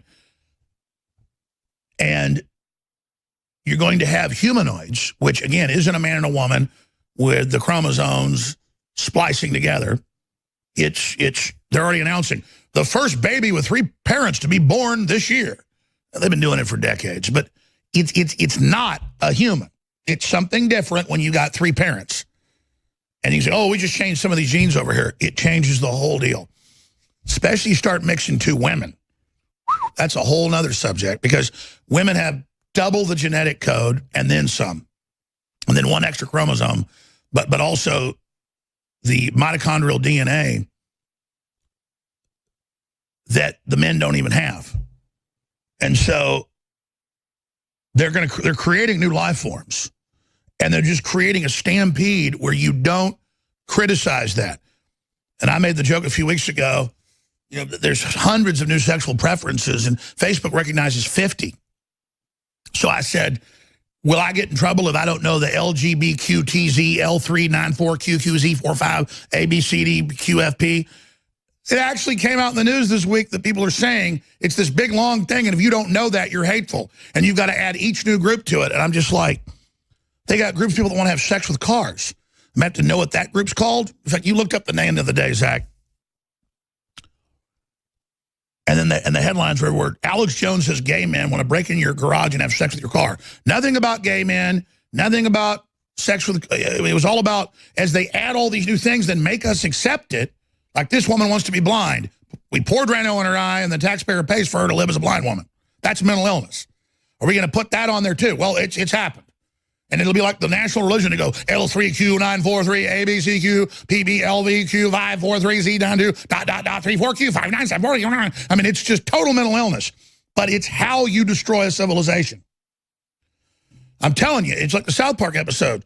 You go have them, put a fake blowhole on the top of your head and a fin on the back of you. You're not a dolphin. You're not a penguin. And there's males and there's females. And then there's genetic mutations of hermaphrodites. And we're not attacking hermaphrodites. The point is that it's happening to the animals too. So we're going to talk about the plan to end humanity. There it is, LGBT. They found it. LGBT. Activists push for LGBTQQICAPF2K. I told you it'd be something like that. You can't make this up. And that's in major Canadian newspapers, you name it, with the president there saying people kind. I mean, this is an assault on biology, and we have the documents. Going back to our guest, I'm glad we were able to get the Bitcoin King, Roger Ver, Bitcoin.com. Roger, you're the expert. Instead of just answering my layman, troglodyte, caveman questions, what is this revolution? If a month ago they said it was the biggest thing in the world, bigger than Goldman Sachs, where is it now after the attempts to plunge it? Because clearly the regulators are coming out saying they're going to try to kill it. I think that's what's caused the latest drop, and you would see that as an opportunity to buy more? Yeah, there's been all sorts of crazy stuff going on all over the world, but the biggest attack on Bitcoin seems to have been coming from apparently from within, but I think it's actually a bunch of people on the outside. So believe it or not, if you read the original Bitcoin white paper written by Satoshi Nakamoto, it says Bitcoin, an electronic peer-to-peer digital cash system. Pretty clearly it was meant to be used as cash, but you have a bunch of people now running around claiming that Bitcoin shouldn't be used as cash. It should just be a store of value, but that's a bunch of nonsense. So listen, won't that make it take on and work if it can be converted to cash or be seen as cash? Yeah, that's the entire point. So I've been involved in Bitcoin for over 7 years now. My entire goal from day one was to get as many people using it as cash around the world as quickly as possible. And the more people that are using it as money, the more difficult it'll be for governments to demonize or control or manipulate it or do bad things to it. And unfortunately, a group of people from within are openly hostile to the idea of using Bitcoin as cash. But luckily, Bitcoin is now split into two versions of Bitcoin. There's Bitcoin Core and Bitcoin Cash. Bitcoin Core is slow, expensive to use, and unreliable. Bitcoin Cash is super fast, super cheap to use, and super reliable. So it's not a tough decision as to which one people are going to start using. And that's why I've been I've sold the vast majority of my Bitcoin Core coins for more Bitcoin Cash. Bitcoin.com is busy promoting Bitcoin Cash. Myself and everybody around me are busy promoting Bitcoin Cash because it works exactly how Bitcoin did from day one. And at this point, Bitcoin Cash effectively is Bitcoin. Is that proprietary or just, with your holdings in Bitcoin, with your company, how big's the market right now? The total market cap of Bitcoin, I think it's Bitcoin Cash is the third biggest cryptocurrency by market cap at the moment, third or fourth. It fluctuates from day to day. What's that in dollars? I can look it up for you real quick. I don't know off the top of my head, but it's in the billions of dollars. So. I was always worried it was insiders putting this out as a way to kind of let it get out there, go through the kinks, Wild West, and they come in with regulators, take over the ones they wanted. But you being so deep in it, is there any provenance to that? I think that's exactly what happened to Bitcoin Core at this point. The entire promise of Bitcoin from day one was to allow anyone anywhere in the world to transact financially with anyone else without having to get permission from anybody else. And there's your market caps for you where you can see everything. But Bitcoin Cash still has that promise of allowing anybody anywhere in the world to be able to transact with anyone basically for free, and nobody can stop it. Nobody can block your transaction. Nobody can freeze your account. Nobody can control it in any way. Today, Bitcoin transactions very recently were as much as $50 were the average fees for sending a single transaction on the Bitcoin Core network there. The average transaction fee on Bitcoin Cash is less than a penny each. And we can see today it's up 25% today, where everything else is down by a substantial amount. So what you're saying is, what's driving it down? The calls for regulation or internal subgroups trying to basically milk the system by bringing it into an economic system that it wasn't designed for? So if you wanted to destroy Bitcoin from the inside out, you would do the exact things that these Bitcoin Core people have done. They managed to get control of the major discussion platforms for Bitcoin, engage in massive censorship, delete anybody's post who's has a different opinion than their point of view, engaging in massive trolling on the internet, just personal attacks and non-arguments, just lots of name calling. They've driven away some of the most passionate people from the ecosystem. I was the first person in the entire world to translate the Bitcoin white paper into Japanese. Jihan Wu, the CEO of Bitmain, was the first person in the world to translate. Well, this is the white riveting paper because I'm not even an expert on this, but I'm an expert on systems, and that's what happened with us, nationalist movements, you name it. And it's come out, too. They have these huge war rooms. I don't know about the company you're talking about, but sometimes thousands of people in office buildings with big boards up there commanding the attacks, running them, the bots. Then they claim the Russians are doing it. The Russians are in the Stone Age when it comes to stuff like this. And it's all big mega banks, big globalists. And what you're saying is that it appears that that's going on? That exact thing has been happening in Bitcoin, and they very clearly seem to have organized talking points where the trolls on Twitter and social media, from one day to the next, they switch from one talking point that they call Bitcoin Cash, Bcash is an attack. They try and say that I'm mentally ill. They have all sorts of these crazy attacks, and they all come in waves where they're all on point with each other. And it's just absolutely stunning to see that this has happened to the Bitcoin ecosystem. And we saw Bitcoin's market share go from 90+% now down to 30%. And there's all these different cryptocurrencies now that are jockeying for position, which is if you were a globalist and wanted to prevent people from being able to have control over their own money and want the governments to control everything, this is exactly how you would do it. And it's incredibly frustrating for somebody like me that wants. We're going to come right back with Roger Ver, Mr. Bitcoin, Mr. Cryptocurrency, and we'll take some of your phone calls, 877-789-ALEX, 877-789-2539, specifically for him on the subject for 2 segments. So specifically on Bitcoin, cryptocurrencies, your questions, talking to the Bitcoin guru. Again, that's 877-789-ALEX. We'll be right back on the other side just briefly. We have amazing supplements. We have the amazing products that are about to go off sale because we're getting close to selling out. We've got the Bodies, amazing ultimate turmeric formula that we've got out now. It's so good in so many ways, anti-inflammatory, you name it, folks. Look into it. Ikarin, our latest product, 30-day liver and kidney cleanse. It's 50% off, but it's not selling out right now because it just came out yesterday. We've got so many other great products like the Real Red Pill that is a vitamin, but mainly a mineral compound structure. Then it has a precursor hormone to it that's seen as totally legal and safe that then powers your entire endocrine system. That's at InfoWarsLife.com. The Real Red Pill, all of it available at InfoWarsLife.com or 888-253-3139. And again, your purchase of the products makes this entire transmission possible. But check out Ikarin today. Coming up, the war on Western civilization goes into high gear. Sweden appoints Pakistani to lead National Heritage Board, whose job is to teach people that Swedes aren't Sweden. Again, it's one thing to be open and bring in groups to be more diverse in culture, and that's, but to bring people in to say we need to get rid of this Western culture, that was the plan put out by the former head of the EU, who then became the head of the whole refugee program, who died 2 weeks ago, Peter Sutherland. That story is on Infowars.com. Austria left bars owners banning asylum seekers after crime explosion. That's right, you got to let everybody in. You got to give them your housing. Washington Post upset that Trump immigration plan will keep whites a majority for a few more years. They say it's important to get rid of whites being the majority because whites are bad. And I was watching a clip on my internet this morning on Vice. They actually have programs where they talk about how whites are inherently evil and shouldn't be able to travel. I mean, this is like the most and it's all being directed by white leftists who want to create infighting. But I digress. This is a short segment, long segment coming up.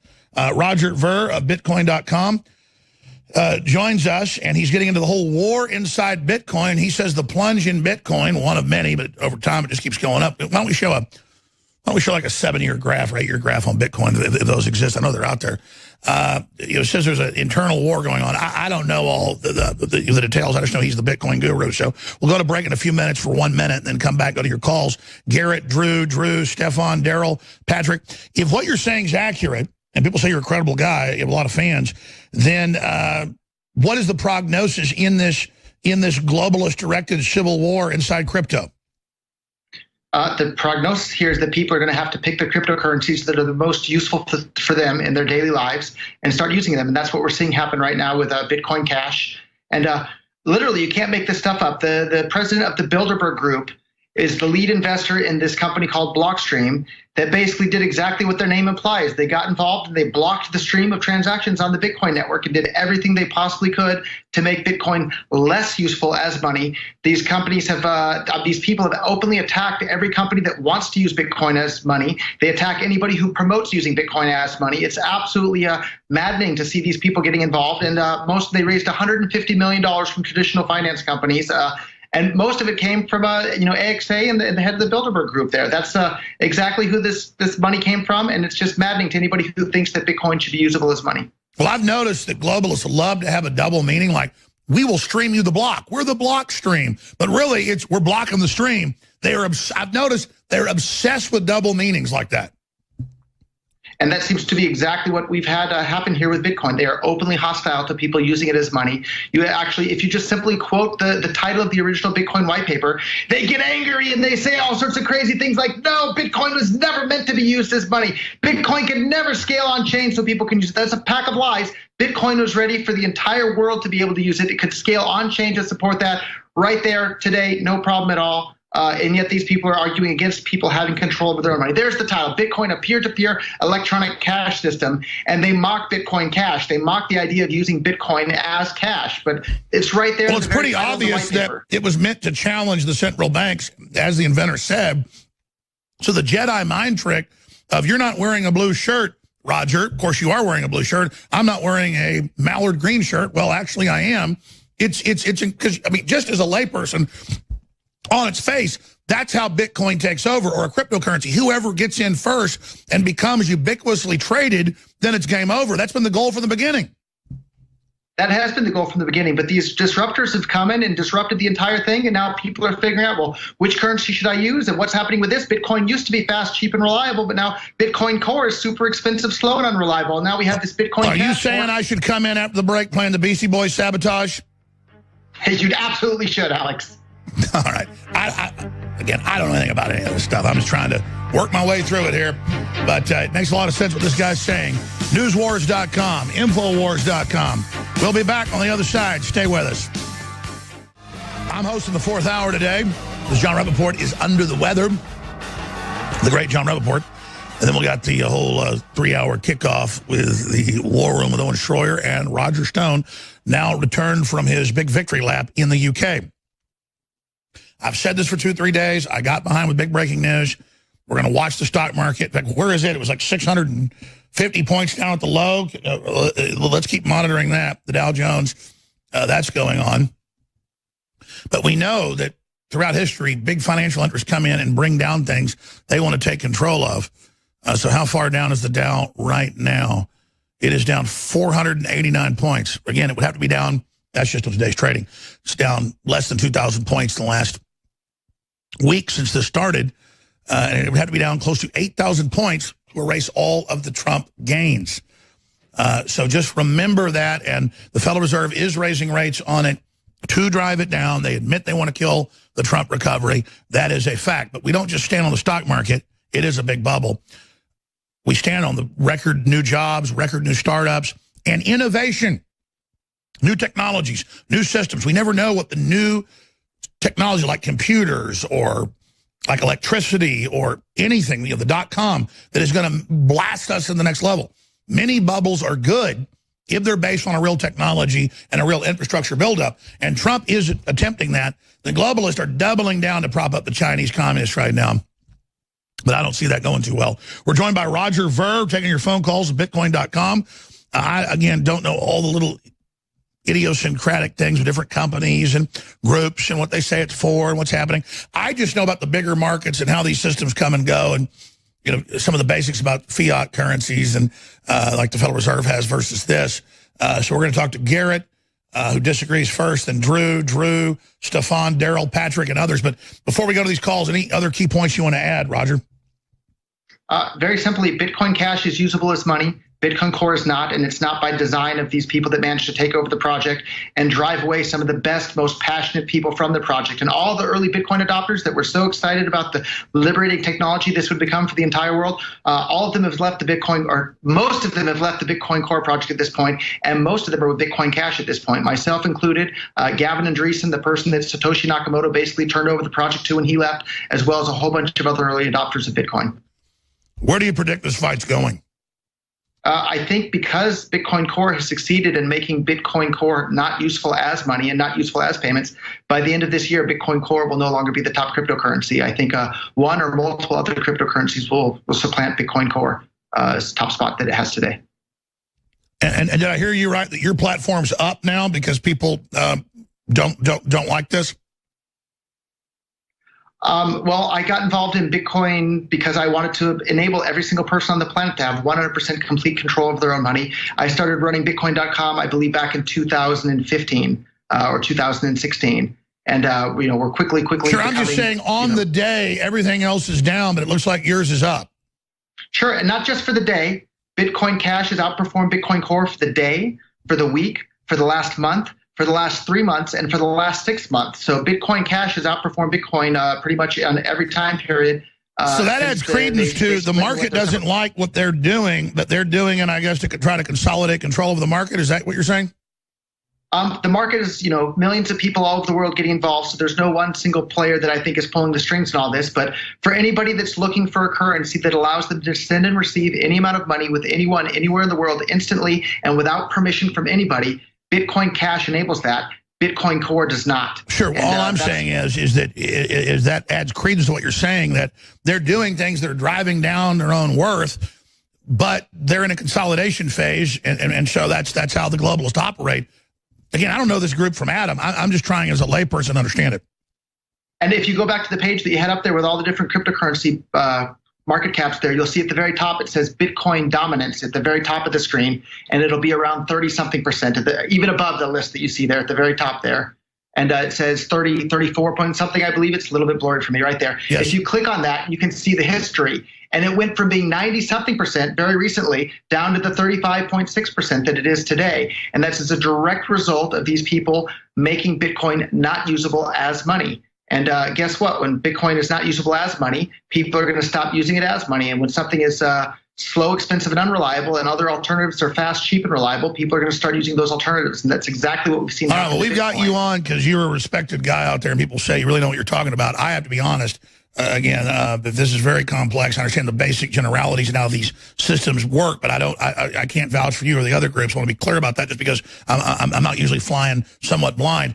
Let's go to somebody that disagrees up front to add some balance to this. Garrett in California, you're on the air worldwide with Roger Ver. Hey, Alex, big fan. Love your supplements. Just want to say that Bcash is just a fork of the original Bitcoin. And it's a scam. It's a Chinese scam coin that this guy, Roger, who's been arrested for selling explosives and all this other crap, is trying to push his own agenda and actually take down Bitcoin. Okay, I said arrested for what? He was arrested. So I'd love to reply to that. Well, hold on. Arrested for what? He was arrested for selling explosives. His Bcash is basically just a fork of the original Bitcoin. Okay, I heard that part. Really okay. We'll come back to you in a minute, Garrett. Go ahead, Roger. So that's this guy very well could be a paid operative trying to disrupt Bitcoin Cash. It's very simple. The name is Bitcoin Cash, not Bcash. Bcash is a completely separate project, not related at all to BCH, which is in reference to Bitcoin Cash. In reference to me selling explosives on the internet, that's absolutely true. Back in 1999, I sold firecrackers on eBay, back when eBay had a guns and ammo section. I also made the mistake of running for California State Assembly as a libertarian, saying if I were elected, I wouldn't even accept a salary because that comes from people who are paying taxes who might not want to pay my salary. And I complained about the ATF and FBI burning down a bunch of kids to death in a church in Waco, Texas.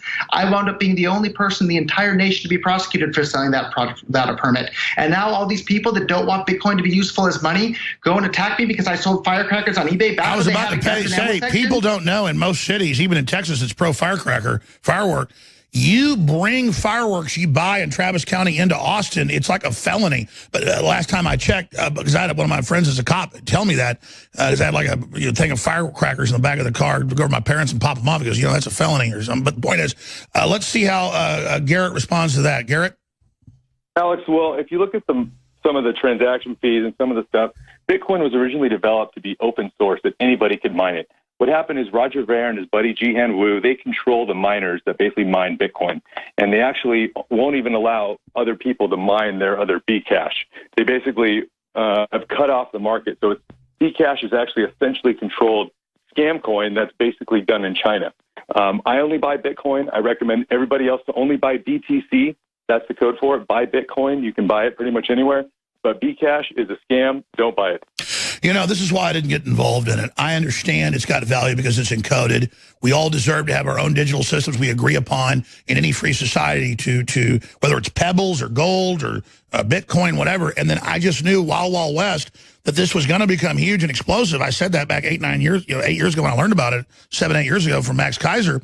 But I just knew how anything Wild West turns into this. I'd have to spend all my time studying this just to be able to give my listeners a good opinion. And that's why I stay away from all this, because it just gives me a headache, Roger, because you seem like a nice guy. He seems like a nice guy. I don't know what to believe.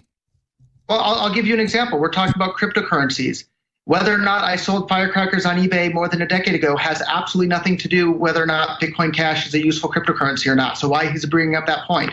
And on the point of Jihan Wu, the first person in the entire world to translate the Bitcoin white paper into Chinese and bring Bitcoin to China, he sells his Bitcoin mining equipment to anyone, anywhere in the world can buy it. The biggest supporter of Bitcoin Core and the Blockstream group is a company called Bitfury, with offices literally on Pennsylvania Avenue in Washington, D.C. They employ a bunch of people that formerly worked at the White House. They don't sell their miners to anywhere. Bitmain out of China, their mining software is open source. Their mining pool software is open source. They'll sell their hardware to anybody. It's very, very clear which of these groups support free speech and open transactions and which one's a bunch of totalitarian tyrants that want to control people and tell them what they can or can't do with their own money. Who knew the future would look like this? Bitcoins, miners, China, Pennsylvania Avenue. I've heard Eric Prince is big in Bitcoin. I mean, it's just... I try to study all this, and I'm an expert in many areas, but we'll be back to take more calls. This is riveting. I'll admit it. I have a problem. I will do all this research, all this preparation at home, and then once I get here and have all these things I want to cover, and then I get stuck on a few big topics and never get to it, I get behind. I get behind on calls, I get behind on stories, I get behind on reports, just incredibly important stuff. That's why I'm hosting the 4th hour today. And it's going to be particularly power-packed. The biggest bombshell information has now come out. People overuse bombshell, but this is bombshell. Explosive. On Obama quarterbacking the illegal spying on Trump and his entire entourage that I've been telling you about for over a year and a half. It's now all breaking right now. It's on Infowars.com. And so I've been saying, we already know the new stuff coming out in text messages. It just confirms what we already know. But to watch CNN's got me on the front page right now saying Jones is putting out hoaxes with the right-wing media. And then they say, it's a hoax that this email meant something. It's a hoax that there was a secret society. They just said it joking. It was a hoax, they said, insurance policy. So when they say hoax, because you know, CNN will have one headline on their front page. You go to the article, it's different. So it says hoax on the front page. At least it did 5 minutes ago when I was looking at it. And it just gives me a headache because they've been caught red-handed, and I already have the sources that said it's going to be Obama running the whole thing.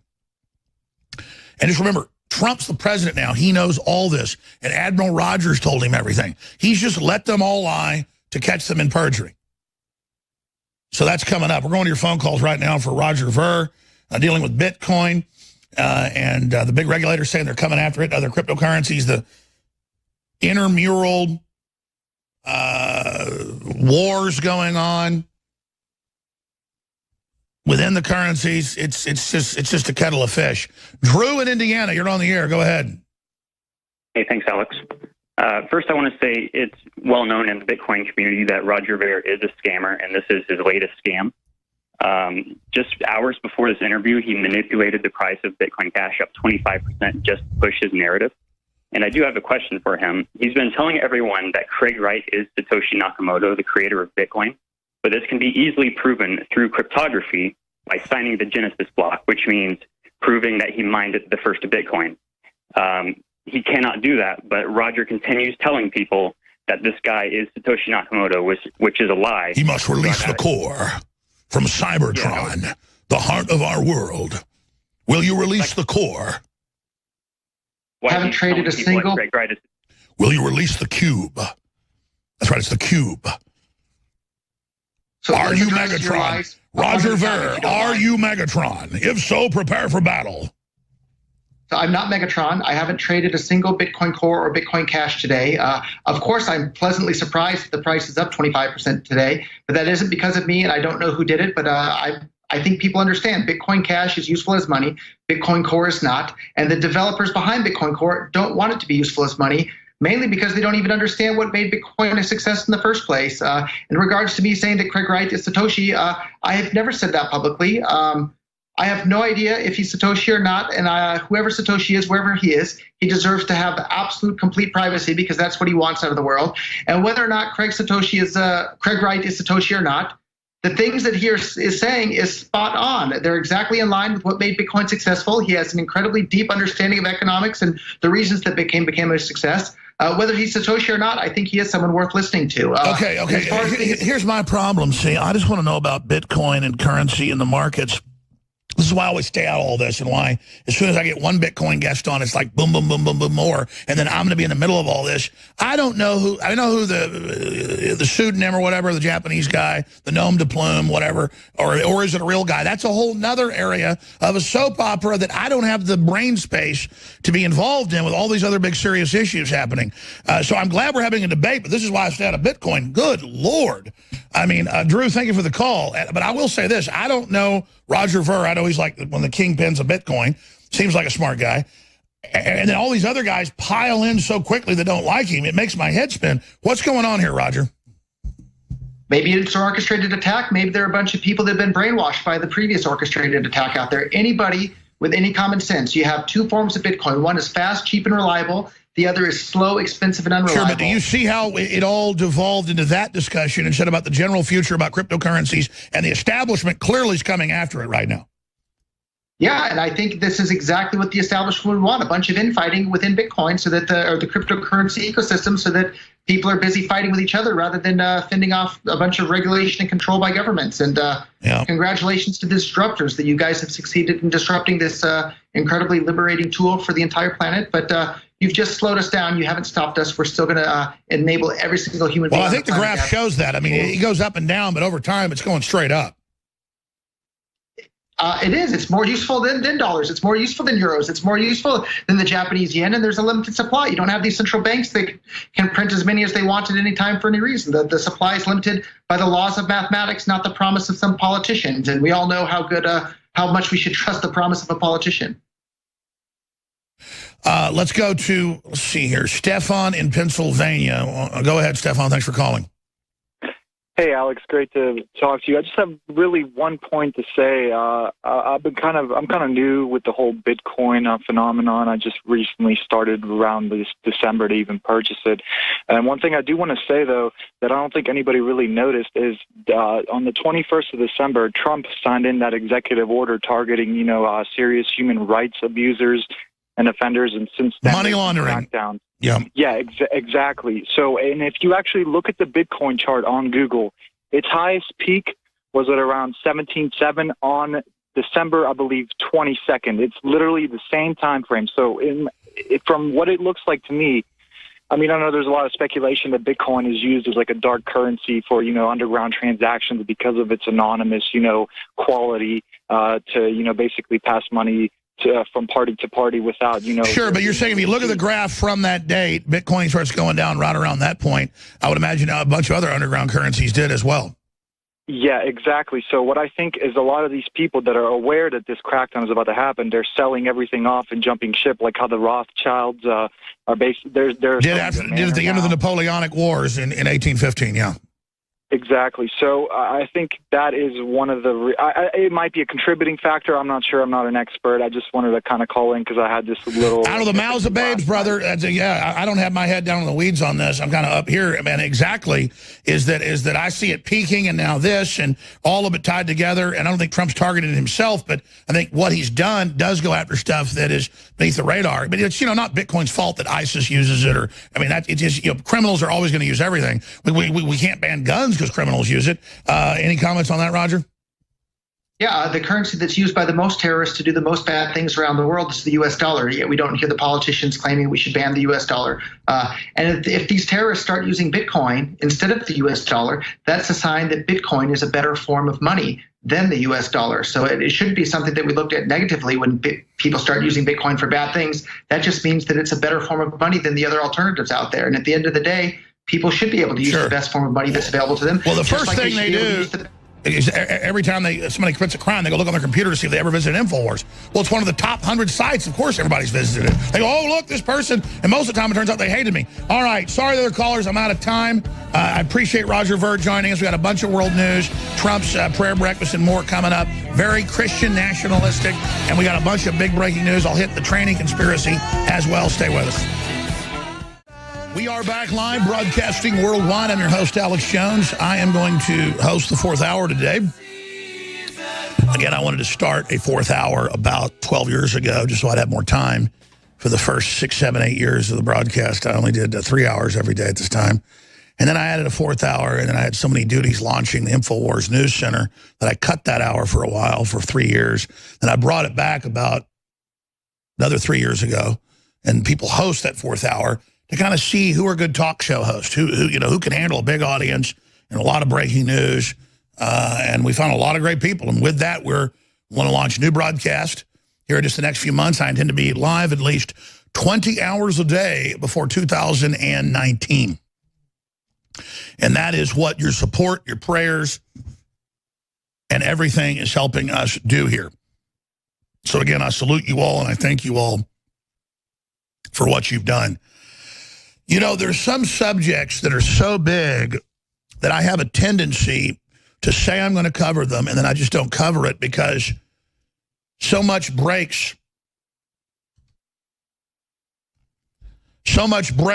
during the show that by the time I'm 3 hours in, I'm not really tired. I'm more relaxed. And then I remember the topic I was going to cover and don't feel the same outrage. And then I feel like it's not a proper time to cover it. I'm trying to explain why I do some of these things that I can't stand. And also, I know what the media's response is going to be. And it's not that the media attacks me and lies about me when I cover these topics. It's not that I'm being attacked that gets to me. It's that I know this is the key. Some of these certain areas, there's a lot of keys, but there's, compared to all the rest of the information in the world, it's very rare. And we have the keys. We have the absolute keys. We know the enemy program. We understand it. We're not that smart. I read the books written by them. I read the books. Hundreds and hundreds and hundreds and hundreds of them. And I would have been a totally different person if I hadn't stopped reading children's books when I was about 7 years old and started reading adult books. And it was all because my dad loved encyclopedias, and they would not buy me very few toys. I'd have to go mow lawns to get a new bike. It was good. It taught me how to work. But my dad would buy me any books I wanted.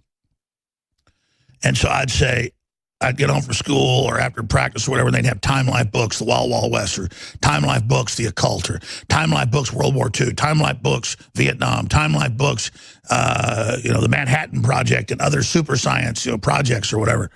And those things would come, so many, that there was just, because my dad's a big book guy, the whole house was just bookshelves then. Funny, kind of the age of TV, it's not with computers. His house now has got a lot of bookshelves, but nothing like the old house in Dallas. And it was just walls of them. And it was like, I read 20-volume set World War II by the time I was 8 years old. I read it. And that was just an encyclopedia on World War II. Well, how many World War II historians actually read that? You see, and that's kind of entry level. By 11, I was reading Order of the Death Set. 1,100 pages or whatever, 900 pages. And Shearer's Rise and Fall of the Third Reich. And that was just one dalliance studying World War II. I've probably read 200 books on World War II. And I'm not bragging about it. I just get around historians and people, and they don't know half of what I know. And it's all embedded in there. And then I studied everything else. And then my dad said, you want to read this, Zbigniew Brzezinski, Technotronic Era. And, I was reading all the white papers, all the top thinking, Tragedy and Hope. When I was 18, getting politically involved, and some of the local old guys up here were blown away when they'd be talking about some of the stuff, and I knew all about it. And I remember some old guy, forget his name.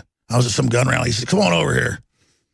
And he and his old wife were retirees, and they were in their RV from like Oregon or something. He said, this is a rare book. Because back then it had not been republished. But one time. First 1,000 for the State Department. And then when the plates got out, about 10,000. It was one of the original reprints. Now it's reprinted, and we have it at InfoWarsStore.com. I didn't mean to do a plug on it. And it's the one that's 1,100 pages long. And man, you read that. In like 18, I read Tragedy and Hope. And it was like the final piece, because I had read, I don't want to exaggerate, 600, 700 books on modern history, ancient history, warfare, the Roman Empire, the books written by Julius Caesar. He wrote 2 books. I read both of them. They were his letters back to the Senate that were put into books. And so I read Tragedy and Hope, and it was like, I knew what was on the next page. But it was all a secret document, the State Department, the CIA, because they couldn't understand how their whole system was working. And there he was explaining it all to them, and it was like the final pieces went tick, tick, tick, tick, tick. So then when I learned, oh, Barry Goldwater talked about this, and Ron Paul knows about this, those were like my buddies because they knew what I knew. And then you get into the medical side of the tyranny and how they're doing that and everything else, and it's like, Russell Blaylock knew a lot of this stuff, brain surgeon, famous, very successful, invented a bunch of different brain surgery, so he's super rich. And then he started coming on my show about 10 years ago, and I ended up talking to his publisher and people, and they said, oh, you didn't know, you basically, you were the final step with Blaylock. He went and read all these eugenics books and all these doctorate books, and then he moved out to the middle of nowhere and won't talk to anybody. That's why you never hear Blaylock anymore. I mean, he would come on and lay out stuff I'd never even heard. I was looking up. It was even worse than I thought. It's like, these psychos all wrote books about this stuff is what I'm telling you, and that's what's frustrating is we're not lying to you. The globalists hate this broadcast because we actually read what they're planning. And then we can extrapolate where they're going with it now. Because you got 90% of it, well, where the roadmap goes isn't hard to guess. Let's say you're coming up the mountains and your road map ends, but you're on a highway, you see the valley. Well, the road's going to go through the valley. So that's what I'm telling you, folks, is what's so frustrating. Is that the very people fighting us, 99% of them, don't even know any of this. They don't understand any of it. They don't know it. They don't want to know it. They just want talking points to repeat and get their paycheck and go home and watch Netflix. And that's what's so frustrating is I'll put out this info when we start the next hour. At 6 after, I'm getting into it. It'll take me a week. It's not even that. I'm trying to build it up. It's not even that big an issue. You already know it. It's just that they're now admitting it. And then they're going to have a headline, Alex Jones hates gay people. And it's not that they're attacking me with that hurts me. It's that it has nothing to do with gay people. Nothing. And I say that on the show, and then they clip it and edit it, and a Nazi collaborator with a funded group edits it and puts it out as a lie so you won't learn about it, and then they'll have Colbert, and then they'll have Homeland on Showtime, and they'll have all these shows come out and say, I'm Alex Jones as an actor, and then say horrible things out of my mouth I didn't say to psychologically inoculate you to not listen to me, because I've noticed what they do. The one thing they're so scared of is the chemicals in the food and the water and the turning us into these hermaphroditic, sterile creatures. And that's their whole agenda. And then they've got a semantical plan built into it where they're going to outlaw the criticism and the warning of this chemical, biological apocalypse that is about to happen. And that's the whole point, is that needs to be explained, how once they get you to ban one word, every other domino falls, and I have their plan, reverse engineered. And if we don't stop them, it's the end of the species. This is so alien, this attack. That's right, that's an older liner before Trump got in, and now it's a civil war with the globalists and their factions trying to get control of the country. And I would love the next few years to say that things are stable enough. We'll still have globalist forces, obviously, and pockets of them, and we are not authoritarian, so as long as they don't openly involve in sedition, they'll be allowed to operate. Our political system, our worldview, our political proofs of genuine success and durability and happiness are so much more genuine than anything they push. It shouldn't be a problem, but with their media semi-dominant still, it is a serious problem. But the point is, I would love to be able to retire those liners, because to admit we were no longer the United States of America to a great extent was the beginning of becoming the United States of America again. People would hear that and they'd think, Alex is demoralizing us. He's being negative. And I even learned some globalists had debates about us, and it was decided, oh, they're defeated. Let him scare the hell out of them. Because I know it was discussed having me taken out. In fact, I was physically attacked quite a few times in war and other things. But then the decision was made by some of the combines that I was a joke, just like you're a joke, they think, and that he'll just scare everybody. Because they knew what I was saying was accurate, 99% of it. None of us are perfect. And so they let us operate until we were too big and it was too late. And Hillary Clinton was up there saying, what type of dark heart do you have to say the type of things I say about her? See, she made it personal because she knows I was having the women on that she represented men against who were little girls when those men raped them to the point of not even, I mean, two women we've had on that she fought against in rape cases. One of them was 11 years old. I don't want to go into the details of that again, but it takes a lot to take an 11-year-old girl that 7 men raped and to wreck them. And that's who Hillary is. So it's this big joke. They launched this whole thing about how they're going to protect women and everything when they're the monsters.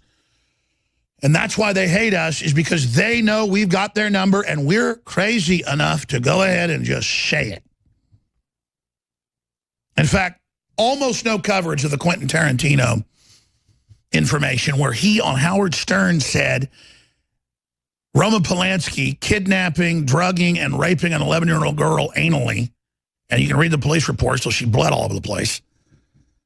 Yeah, I guess she said she was consenting when she was passed out. Later, she sure wasn't when she ran back to mommy and said, I'm really hurt. But according to Harvey Weinstein's best buddy and the #1 person Weinstein produced for all his race-baiting garbage films, Mr. Mutanoid says that it was consensual for Roman Polanski to stick his filthy, diseased proboscis into that little girl.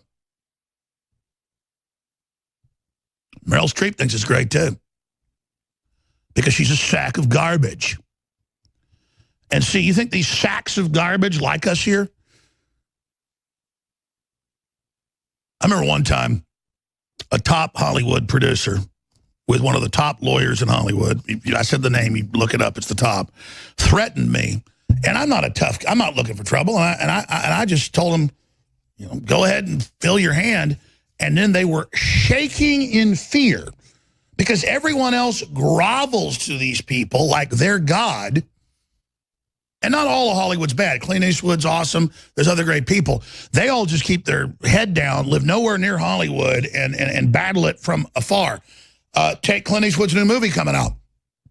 Review, Clint Eastwood, 1517 to Paris, is an eclectic mix of patriotic, Christian, and cutting edge, and will resonate in the heartland.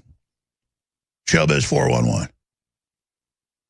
And you're like, okay, but glorifying this and everything, you know, it's cheesy. No, it's not. Not when the other thing is people saying it's okay to have sex with your children. See, they've been trying to destroy Christianity, destroy heroism, destroy men that are willing to take action because these criminals are scared of that. And see, Clint Eastwood wants to say, no, that's what we're proud of, is people that take action in the face of overwhelming odds. That's what we stand for because it's the right thing. And that's why they fear him. I've gotten to know people at the highest levels of Hollywood. And since the whole quasi-collapse of it, I've gotten to know people that are, in the conservative secret society. Big producers, some of the biggest. And none of them live in Hollywood. None of them want to be anywhere near it. And they try to just do decent stuff. And strangely enough, everything they do is a hit. Isn't that crazy? The most successful people long range in Hollywood are the libertarian, Christian, conservative patriots. Because you know what? That's what America wants anyway. See, that's the crazy thing about this. Is all of you people that went along with the power structure so long thinking you'd feather your own nest while you poison your own culture and it blew back on your own children. Don't have step one. Don't crap in your pool. Don't piss in your own pool. Don't piss in anybody's pool. Because if you're pissing in somebody else's pool, it'll be okay for them to piss in your pool. Treat people like you want to be treated. But there's this attitude from the Harvey Weinsteins that it's okay. Take Quentin Tarantino saying it's not, bad. That little girl wanted it, a little 13-year-old girl. And even Howard Stern's like, that's really sick. I've got a young daughter that age. You're making me... Quentin, go back on this. And Quentin's like, no. Because the biggest thing is to say it out in the open. And Quentin Tarantino was such a protected demon that no one but Gawker picked it up and said, oh, Jones has covered and resurfaced Tarantino defending the rape of a 13-year-old girl by Roman Polanski. Think about that. Here's audio of Quentin Tarantino defending Roman Polanski, 13-year-old girl, wanted to have it. If you scroll down,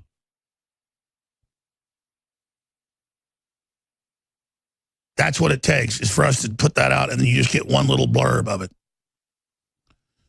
So, oh my gosh, they'll talk about some Hollywood guy who's not really powerful,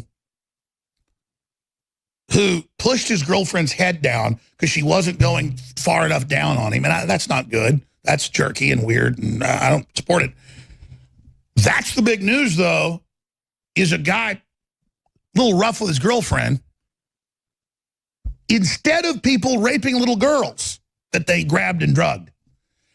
And there's always women that provide the little girls so they feel safe. So there's a woman there, so no one would ever believe anything happened because there's a woman there and wonder what type of women are there. I think we know what type. They're the big mavens of Hollywood. They're the scum. They're the enemy. They're the curse. They're the problem. Oh, there's one now.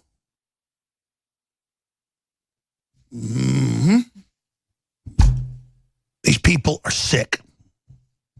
And you have to understand, they don't just want to abuse women or men or anybody. They want power. They want to mess with people. They want to kick your pregnant wife down the stairs and have her have a miscarriage and have it done in your place with your people so that everybody can say that Alex Jones did it. But I made a decision that even though that was 16 years ago, I'm not normally a vengeful person. I move forward, but I decided just right in my heart now to come after you. And so I am starting next week. Oh, yeah, people like me tell you we're coming. And we walk into traps. So that's what this is all about. You operate in the dark, I operate in the light. And we'll see how you do when I drag your ass out in the light.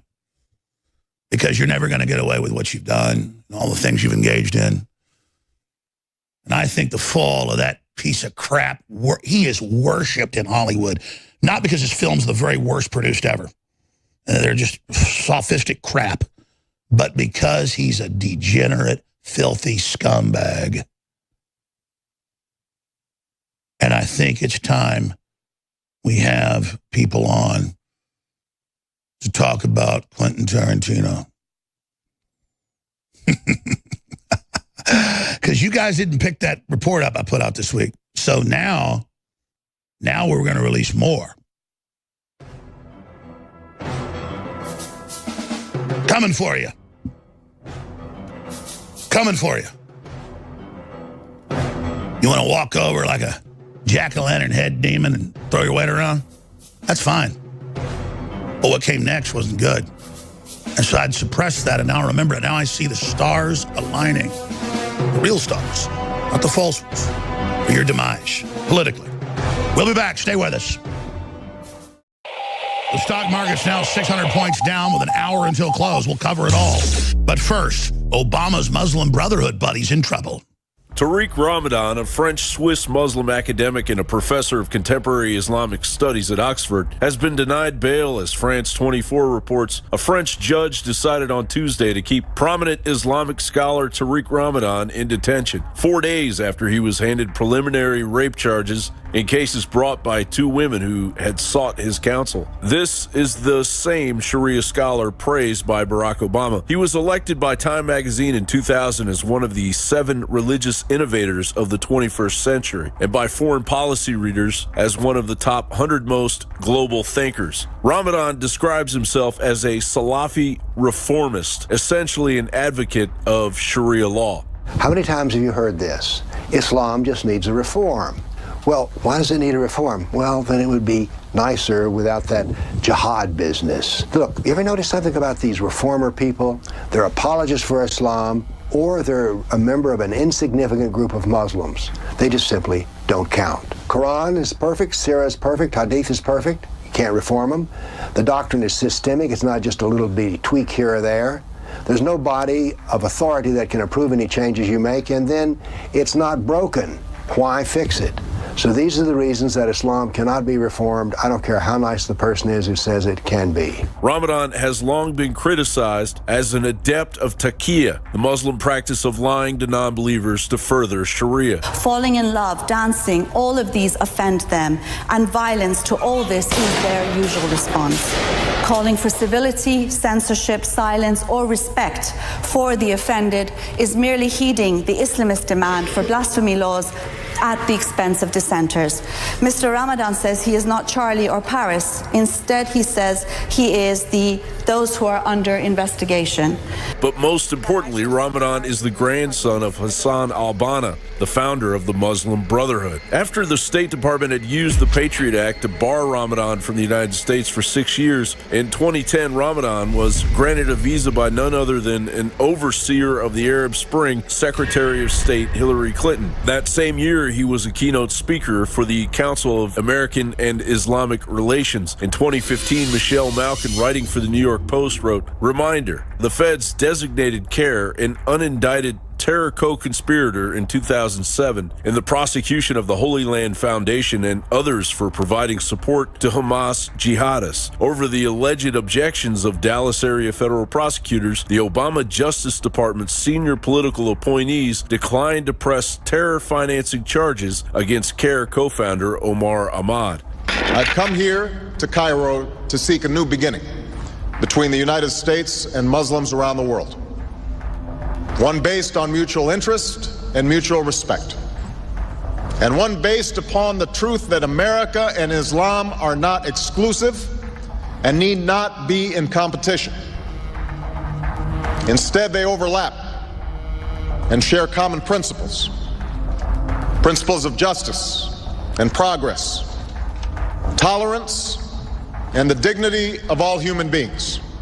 And now, as it seems with many of those praised by the left, Tariq Ramadan faces sexual assault and rape charges. According to France 24, one of the 4 victims, 2 of which are alleging rape against Ramadan, Henda Ayari, attested that to her, Tariq Ramadan believes that either you wear a veil or you get raped. Ayari said her resistance was met with violence and spoke of her trauma after the incident and how Ramadan sought to stay in touch with her. Allegedly, the scholar told Ayari she did not know how to take care of a man and that we'll have to learn. Ayari alleges that Ramadan wanted her to be his sex slave and that he would pay for her journeys to Paris. After she refused to meet him again, she said he threatened to attack her children. But Tariq Ramadan has brushed off the accusations, claiming that they were a campaign of slander clearly orchestrated by his longtime adversaries. Adding to the chaos, ISIS recently released a video depicting a major attack on Paris, declaring the conquering of Paris before Rome. Tariq Ramadan, a respected voice amongst Muslims throughout Europe, is allegedly nothing less than what we can expect of the heir apparent to the Muslim Brotherhood network, leading a seemingly unstoppable hijra into the heart of Europe. John Bound reporting for Infowars.com. We'll be back on the other side. Tomorrow's News Today. Transmission accelerates. I have a tendency to get into the forest instead of just describing it as a forest. I have a tendency to start getting into long historical diatribes and giving evidentiary information out. Instead of just being Paul Revere, oneth by land, doeth by sea, and here come the redcoats, so he starts riding down the road saying the redcoats are here. He didn't say, I was there and I saw them landing and they were on their horses and they had troops marching with weapons and they had red uniforms with gold buttons and I saw the general behind him, at least 10,000. He said, to arms, the redcoats have landed. The British are here. Why can't I just say that?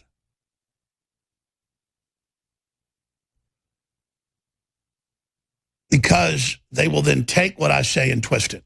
I'm going to say this up front, and they're going to ignore it, and they're going to lie about what I'm saying because they don't want you to see it. And I know you as an audience see it, but I'm talking about the general public.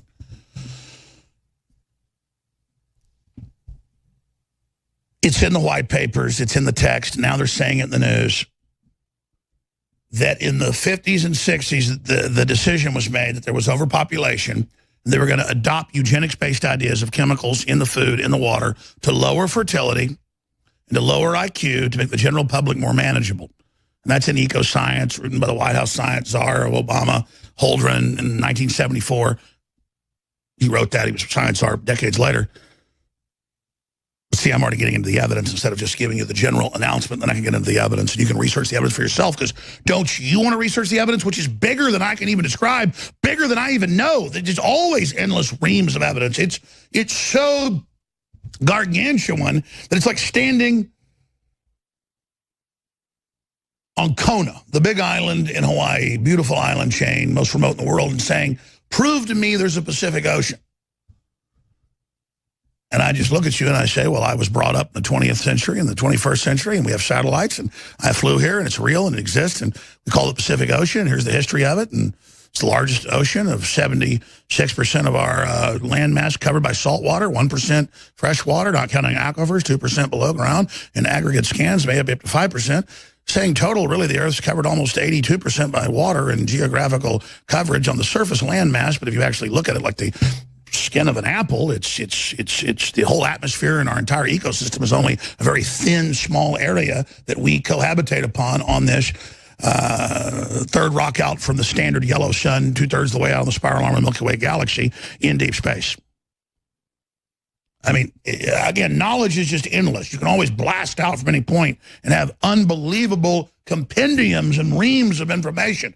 But here's the bottom line. There is a biological, cultural, mathematical, systematic attack to make having children and to make having families and to make building human societies and cultures impossible.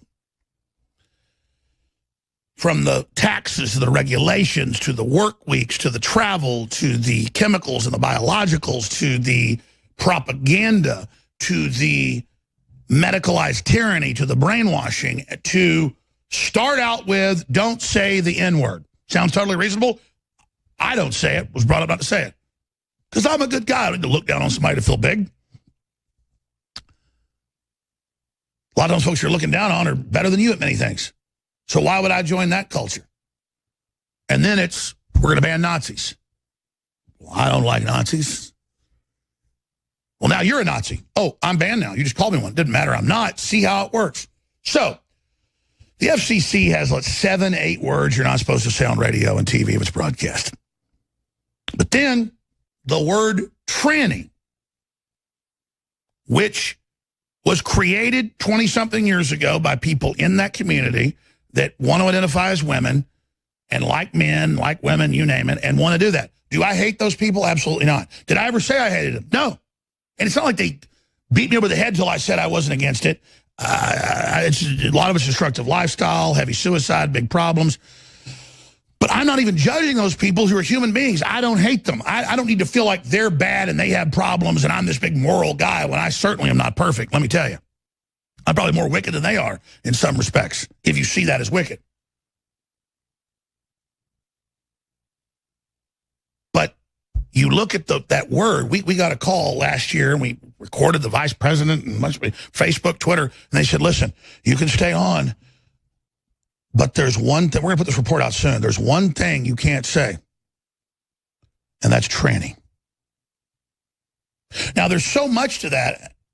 And I said, well, that's a term created by that community. Well, Facebook and Twitter judged in 2017 that it's a hate word, so it's gone. See, and once you accept that you can't say the new N-word, then it's another word and another word. But why did they choose that word? Because it's trans. It has nothing to do with men that want to be women or women that want to be men and all the rest of it. It's once they get you. Yeah, they called the police on people that said tranny on the radio. That's Daily Caller. They arrest you in California if you say that. Once they say that, now transhumanism, if you study eugenics, in 1949, they voted at the World Eugenics Society to call themselves transhumanist because Hitler and their funding of Hitler had made it look bad. So Julian Huxley, brother Aldous Huxley, all that Brave New World stuff you read about in the early 30s. They said, how did you know this? Well, it's the plan. Now you see it happening. His brother said, we've been embarrassed, so now we're going to be transhumanists. We're going to improve humans. Well, that's your right if you think it's improvement, but what it means is take control governmentally of human development through chemicals, through biologicals, through culture, through brainwashing, through media, through education. Okay? This is all their own admission. This isn't my opinion. This is them, remember, saying all this. If you're a radio listener, the crew's just randomly searching what I say and just finding articles that say it and putting it up because it's them saying it. So once they get you to say, hey, don't even say a word that has to be with transitional. Don't even discuss human evolution, whether it's self-directed, because that's a very human trait, is to self-direct what you want to be, your environment, who you want to be, how long you want to live, what you want to do. It is a very human thing to be a man and to say, I want to be a woman, or to be a woman and say, I want to be a man. I'm not saying that's the human thing or a good human thing. I'm saying it's very human to say, I want to be something different. I want to build something. I want to change myself. I want to, that's what we do. We control our environment. We're the only species that does it. And whatever we envision, we can end up building. But once they get you to accept that, then they can go into the schools, they can tell your children, you confuse their sex, they can brainwash them for an agenda where they want to be 50 different things. And I made the point, there's these shows on History and Discovery, I don't even watch much TV, and I see people who love their cars and marry them. This woman loves her blender. And I'm like, that's just crazy. It's a fetish, it's weird, whatever. I don't hate that person. That guy's spreading disease having sex with the VFW's tailpipe. And the headline is, Alex Jones says gay men are going to rape your car. All over the news. Didn't say that. But see, once they say don't criticize gay men, don't criticize trans, then they can say don't criticize people that have 4 parents and aren't really people. Because they're not. They're something new. Don't say you're a person. See, there's another key to understand all this. Take zoological experiments. Take how humans have rights, animals have rights, but all these transhuman zoological experiments they have declassified, they've done for 40 years. They declassified it 20 years ago, that they'd done it 20 years before. So 40 years of human-animal hybrids, human-human hybrids, 5 genetics of men, women, all of it. It's been artificially made. Artificially made. And now if you discuss that it's artificially made, or what is it, or does it have rights, you're done, you're gone, you're bad, you're a hate monger. And that's why this is a critical area. They said, how do we get them to accept men becoming women, women becoming men? Because once they do that, they'll accept the brain chips, all of it, splicing with animals, people that really aren't people, humanoids, and then that's it. This is it. This is the total mainlining of ending humanity as we know it, and it's being force-directed at our children. It's not a choice to become something new. It's being forced. Alex Jones here, back live. There is a blitzkrieg taking place against the human condition. We're being put into an artificial construct for control, for reverse engineering, and then for extermination.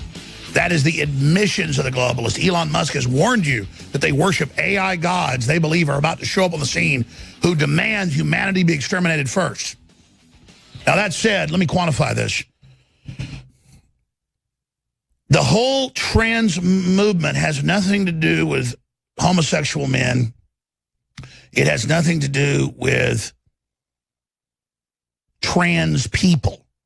It has to do with attacking language, saying you will not call someone heterosexual or homosexual. The very debate about someone's chromosomes and biological preset is illegal. So now he was a gay lad, it was a gay day. That language is expropriated from homosexual to gay. Just like no one will say Caucasoid. Caucasus Mountains has nothing to do with saying bad things about white people. Or they want to change the name of Negro Modelo. It means black beer. You can't use the scientific name for black people. Has nothing to do with saying they're bad because it has an N on the front of it. So once you can't use the N word, now you can't use N. I remember in middle school, people getting upset because they were doing geography and saying, this is Niger. Niger sounds like the N-word. You see the mental illness? And the globalist psychologists are running this, and they want to reduce world population.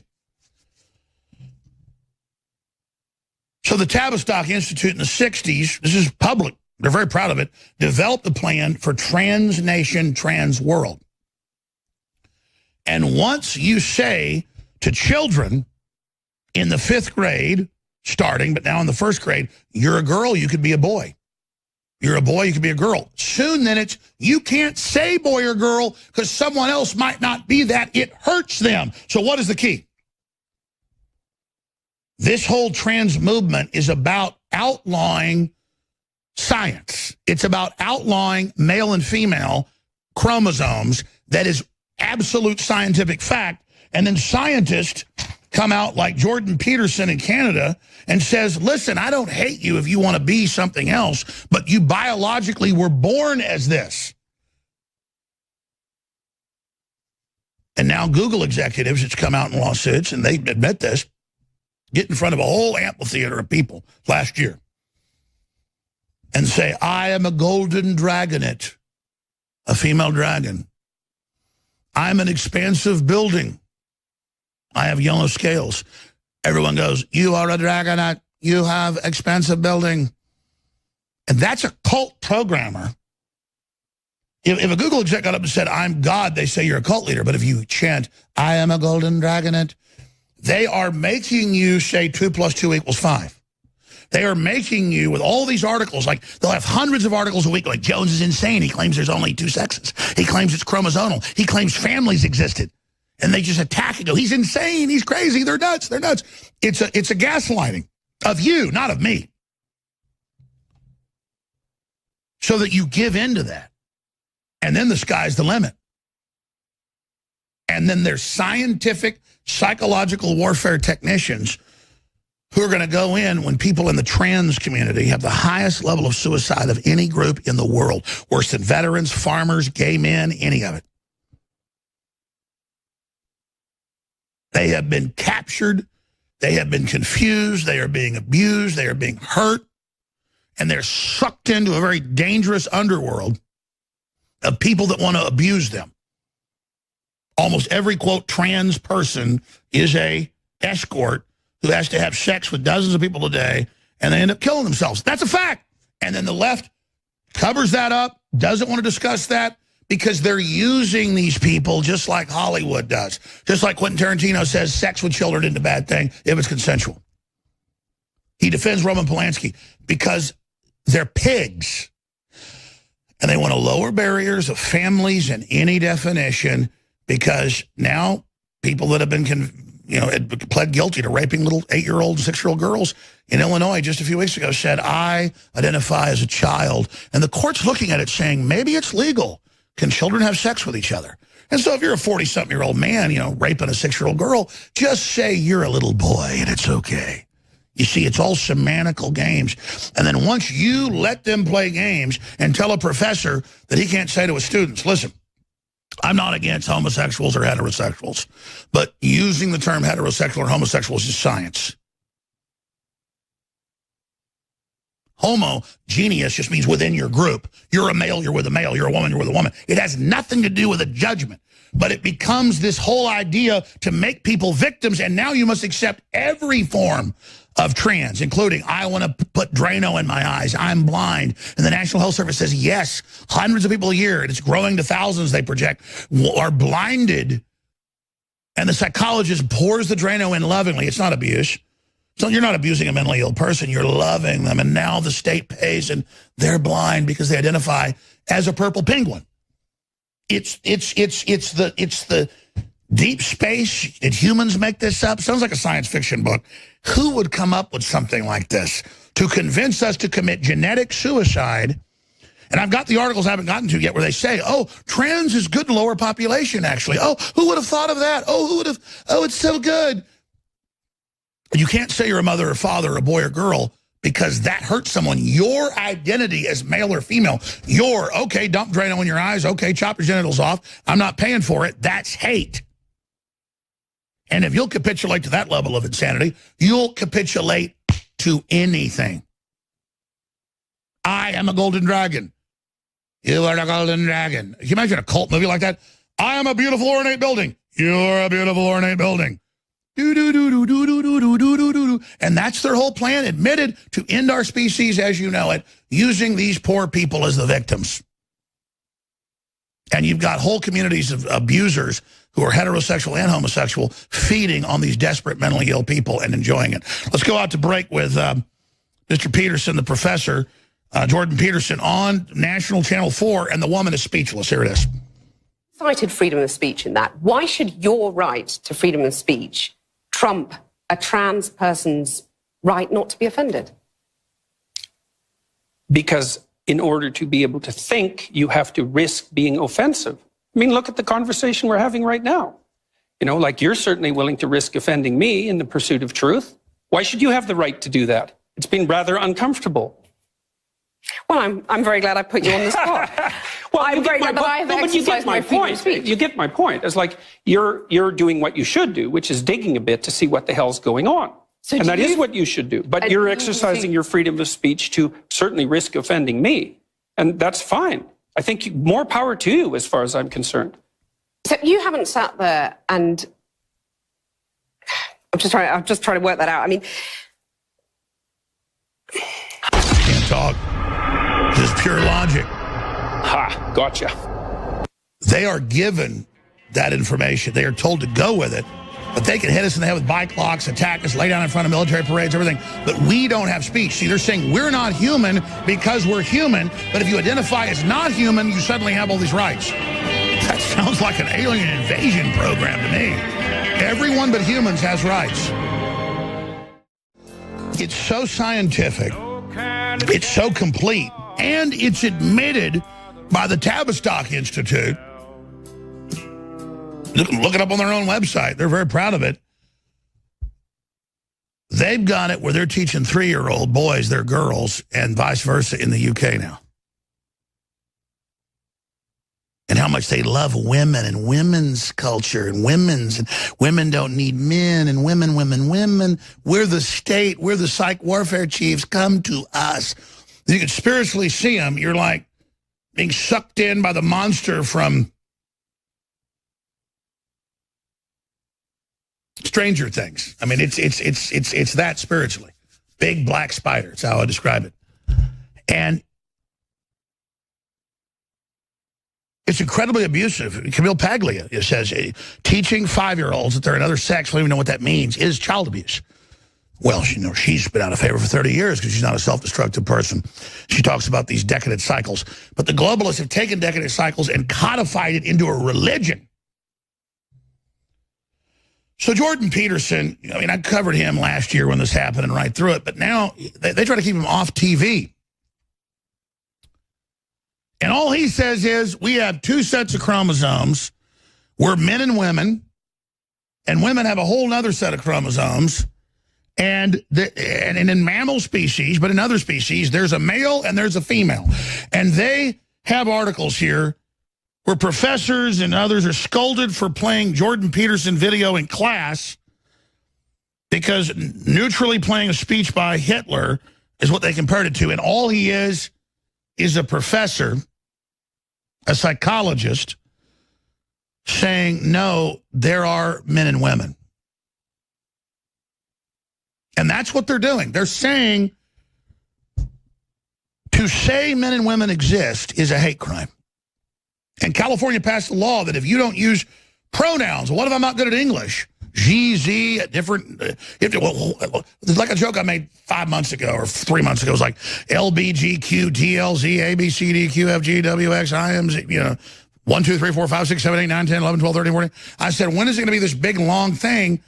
And sure enough, they've come out with some new long thing, just like I said, and said, you better know this. It's a cult of bullying crazies who aren't guys that like guys or women that like women. It has nothing to do with that. They take our natural openness of the West. We're like, well, okay, yeah, okay. Whatever you're into, as long as you don't mess with me, do what you want. And now it's bestiality, it's everything else, and it's all a bunch of Quentin Tarantinos on Howard Stern saying, if a little girl is 13 and wants to have sex with a 40-year-old man, it's okay. And Howard Stern says he drugged her. And Quentin says, oh, yeah. Even Howard Stern said, man, that's evil. Because it is. Because you want 50-year-old men, 60-year-old men courting at your house for your 5-year-old? I'm here to see little Jenny. And then the left gets in line with whatever the new cult thing is to genuflect and virtue signal. So you walk into Target, it's an image of a little girl's butt sticking out, very pedophilic, and it says it's trans baby, feminist baby. We've got it back there. It was I left it like the producer's office back there. It's somewhere back in the radio office. And you see it, it's everywhere, and it's like people that are just in to degeneracy. And listen, if adults want to do degenerate things, that's your issue. Don't do it to children. Because here's the thing. I rode a bicycle and I've been around the block. And I could have had sex with the most beautiful women in Hollywood, and I never did it. You know why? Every time they didn't have a soul, I couldn't get attracted to them because it was all fake. And all the rest of it. And let me tell you something. These people have no souls. They're not happy unless they're doing bad stuff. Here it is. Feminist baby right here. Okay? And you open it up and it's a baby sticking its butt out.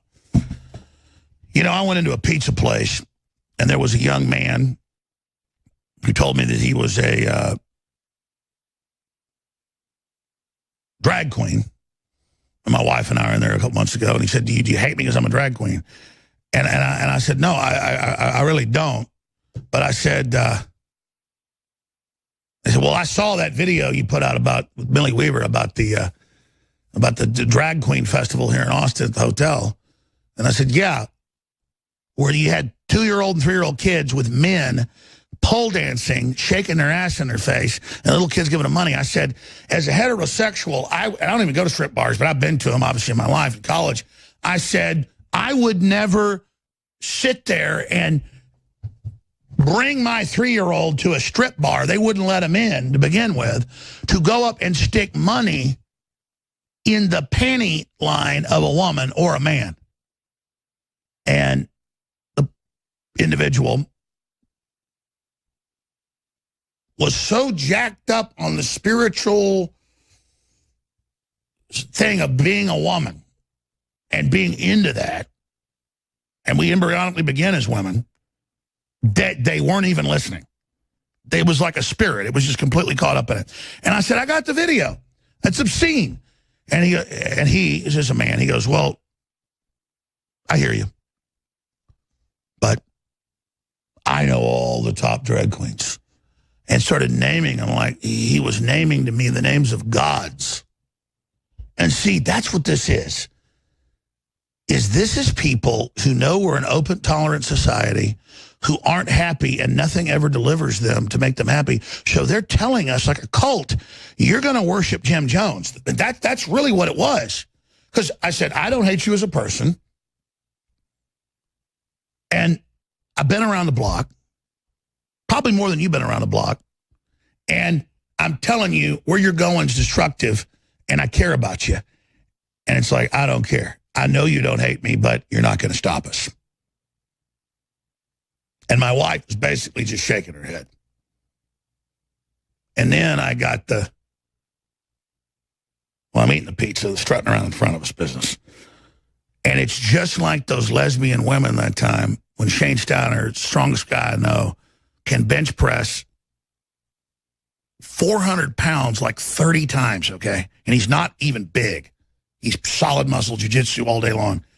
I'm in the main event, bowling, and it was like for family bowling and pool and video games. And there's these 100-pound lesbians. And I don't mad they're women like, I mean, I'm not attacking them because they're lesbians. They're lesbians. And they got duck's ass haircuts like James Dean. And they got cigarette packs under their arm. And we're trying to pull. And they're over there hitting on his wife, you know, saying things to her right in front of us like we don't exist. You got some guy that'll tear your arm out of your socket. You got me. I mean, I'm not a pushover. And there's these 100-pound women pretending to be men and trying to muscle in on his beauty queen wife. And she just said, this is a joke. She was laughing at him and we left. That's what I'm saying. It's an act of dominance. If you're around this stuff, you realize they're like, oh, we get you're not against us. We're taking over. And you're like, okay, and we could take on 500 of you in physical combat. But see, that isn't what matters.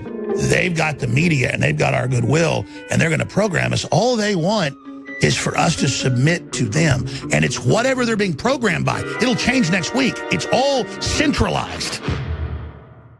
The Dow would need to lose close to 8,000 points to erase the last 14 months' gains, but it has close to gone down 2,000 points this week. It's at 24,000, the Dow Jones Industrial Average, 056.58. Down 836 juicy points. And the Federal Reserve swore last Friday they were going to raise rates this year 3 times, and they haven't done it. Never did that to Obama in 8 years, but they're doing it now. You know, our real wealth is our genetic wealth. Our real wealth is our family wealth. Our real wealth is our connection to God. And I've wanted to root the stock market. I've wanted to root the new jobs. Trump's doing a yeoman's job, working hours that I at 44 couldn't work, that he does at 71. A true titan. You know, most men don't want to honor other men and their strength, but Trump's strength is our strength. He's totally real. My spirit knows it, and the evidence shows it, doesn't it? So this is a big time right now. And they know Trump's weakness is that he wants us to win. He wants to show the win. He wants to prove he's real. He's very dog-like. He's like a, oh, what's the famous dogs that'll kill themselves going out in the snow for days? St. Bernard. It's like a St. Bernard. And I don't mean that as an insult, to be connected to a dog. To say someone's dogged, dog-like, it's one of the highest compliments there is. And what really matters is they don't get your children. They don't get you. Russia has been under incredible sanctions for 15 years for not going along, and that made them stronger. So I want to go these routes of trying to bypass this and, you know, fix it and turn it back on and take care of the people and everything. But whoever said America deserved all that, because the fact that we've gotten so much delivered to us in 1 year, and Trump's approval rating's not at 75, shows we're weak-minded. Oh, but I just heard a car wreck sound. We're a record skipping. They had a whole index of polls last week that showed Trump was at 70 to 79 points in scientific polls. They're doing 9 to 15 point more sampling for Democrats. I don't even know how that's popular. 90% support? He broke their back with that speech. We broke their back. You broke their back. They're bullying, all their scientific evil. We broke their back with God's help. And just like clockwork, like I said last Friday, I said they're going to raise those rates. We can see it plunge next week. That wasn't rocket science, man. It's just looking at the facts. The globalists have bet everything on communist China because it's evil, it's suppressive, it's dominating, it's totally outlawed Christianity. They didn't do that under Mao. This year they announced it's all banned. After the Pope said to all the Catholic priests, give all your information over to the government, and he helped them roll them up. I mean, what an antichrist. So this is an epic time to be alive right now. You're going to see who's who. I just pray to God to strengthen me, because even the elect could be deceived that what's coming in the next few years, the next decade, I got a gut feeling the next 20, 30 years, this is going to be pretty much wrapped up, don't you? Yeah. 20, 30 years. That's the length of this age. That's the overhang of the old era and then the whole new era, not the establishment new age. Everything they have is a counterfeit. There is a real new age with Jesus Christ at the head of it. And if you read what's in Revelation and don't know, that was a divine warning so that you'd hopefully listen, because you have free will. God gives you free will, but we're God's children, and then God feels,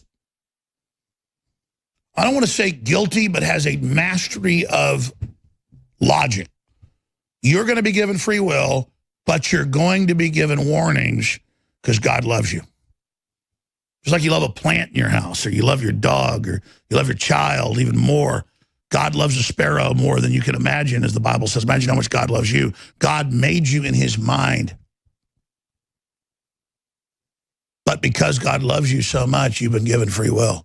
As a true, sentient being with unlimited potential in the time-space continuum, not through yourself, but through the species. And when you realize you're an individual, but you are a collective, not a collective put on an individual, you are an individual who creates a collective, which is called teamwork. It is the fusion of individualism with the collective is the magic, the true fusion of the human experience.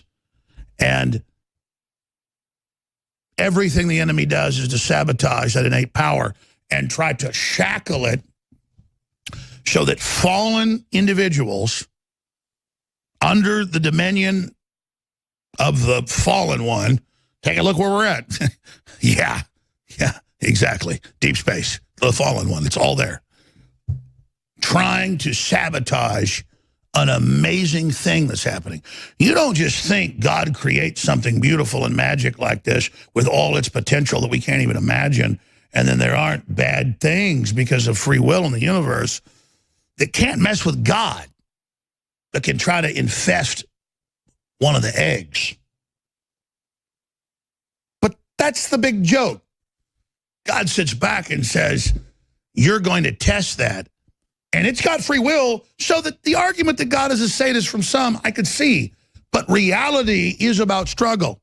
True sadism is creating robots, unconscious things that don't matter. This is the great will. And the fact that God will put us in the bacon grease is a blessing. We all know animals that are fed at the park become unhappy, bloated, and corrupt. Those that defend themselves are beautiful. Look at the falcon in the tree. And you wonder, how could something be so beautiful and so majestic and so incredible? Because it's born out of pure, simplistic beauty and complexity unfathomed. Because the simplicity is the complexity. And then you stare upon it, and then you look at some diseased, fat Japanese monkey that everybody feeds that can hardly walk by the hot pool it sits in, and it's mean and throws crap at the visitors that feed it. They give it all the food. It weighs 200 pounds. It should weigh 100 pounds. And the visitors come to give it food, and it throws crap at them and utters gibbering curse words. God has given us the gift. The fire of Promethean consciousness. It all lays out before us. All right, I got so into the news today, I didn't plug in the last hour and barely plugged one before, and I am my own worst enemy. But you put up with me, and that's what matters. We got a bunch of big sales that are ending, and if you choose to keep wrecking the globalists and wreaking havoc against their satanic operations, then you will breathe incredible fire and life into what we're doing by believing in what we're doing. And I just go out and say, what's the best-selling supplements out there? How do I make them even better? Then how do I discount them? Icarin is a 30-day liver and kidney cleanse, and it is all the known natural compounds that absolutely aid your body in doing things the globalists hope you don't do. So find out about Icarin, our latest product, 50% off out of the gates.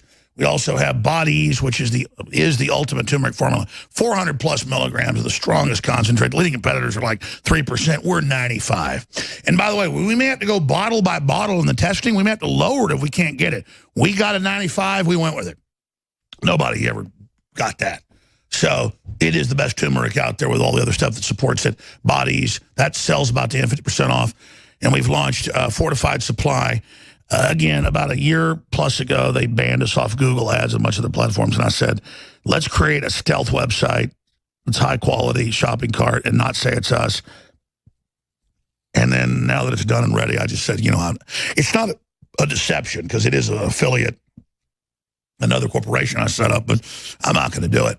I'm going to try to get advertising on Google and everywhere else and let them ban me, and then that's the lawsuit the lawyers have decided we're going to do. In fact, I'm letting them know I'm coming. So hopefully they just back off and stop violating my free speech. I don't want to do this. But Fortified Supply, yes, everything, it's on there. It's an amazing new site. Highest quality, best technology, best cybersecurity, all of it. And that gives them even more shopping carts to attack whenever they launch those monthly attacks or whatever. Air and water filters, bug-out bags, privacy, security, stockpile. It's all there, fortifiedsupply.com. But know this, whether it's got a bunch of specials, 50% off on our True Way. Oh, I love that song. That's a good song to end with this. Ain't no valley.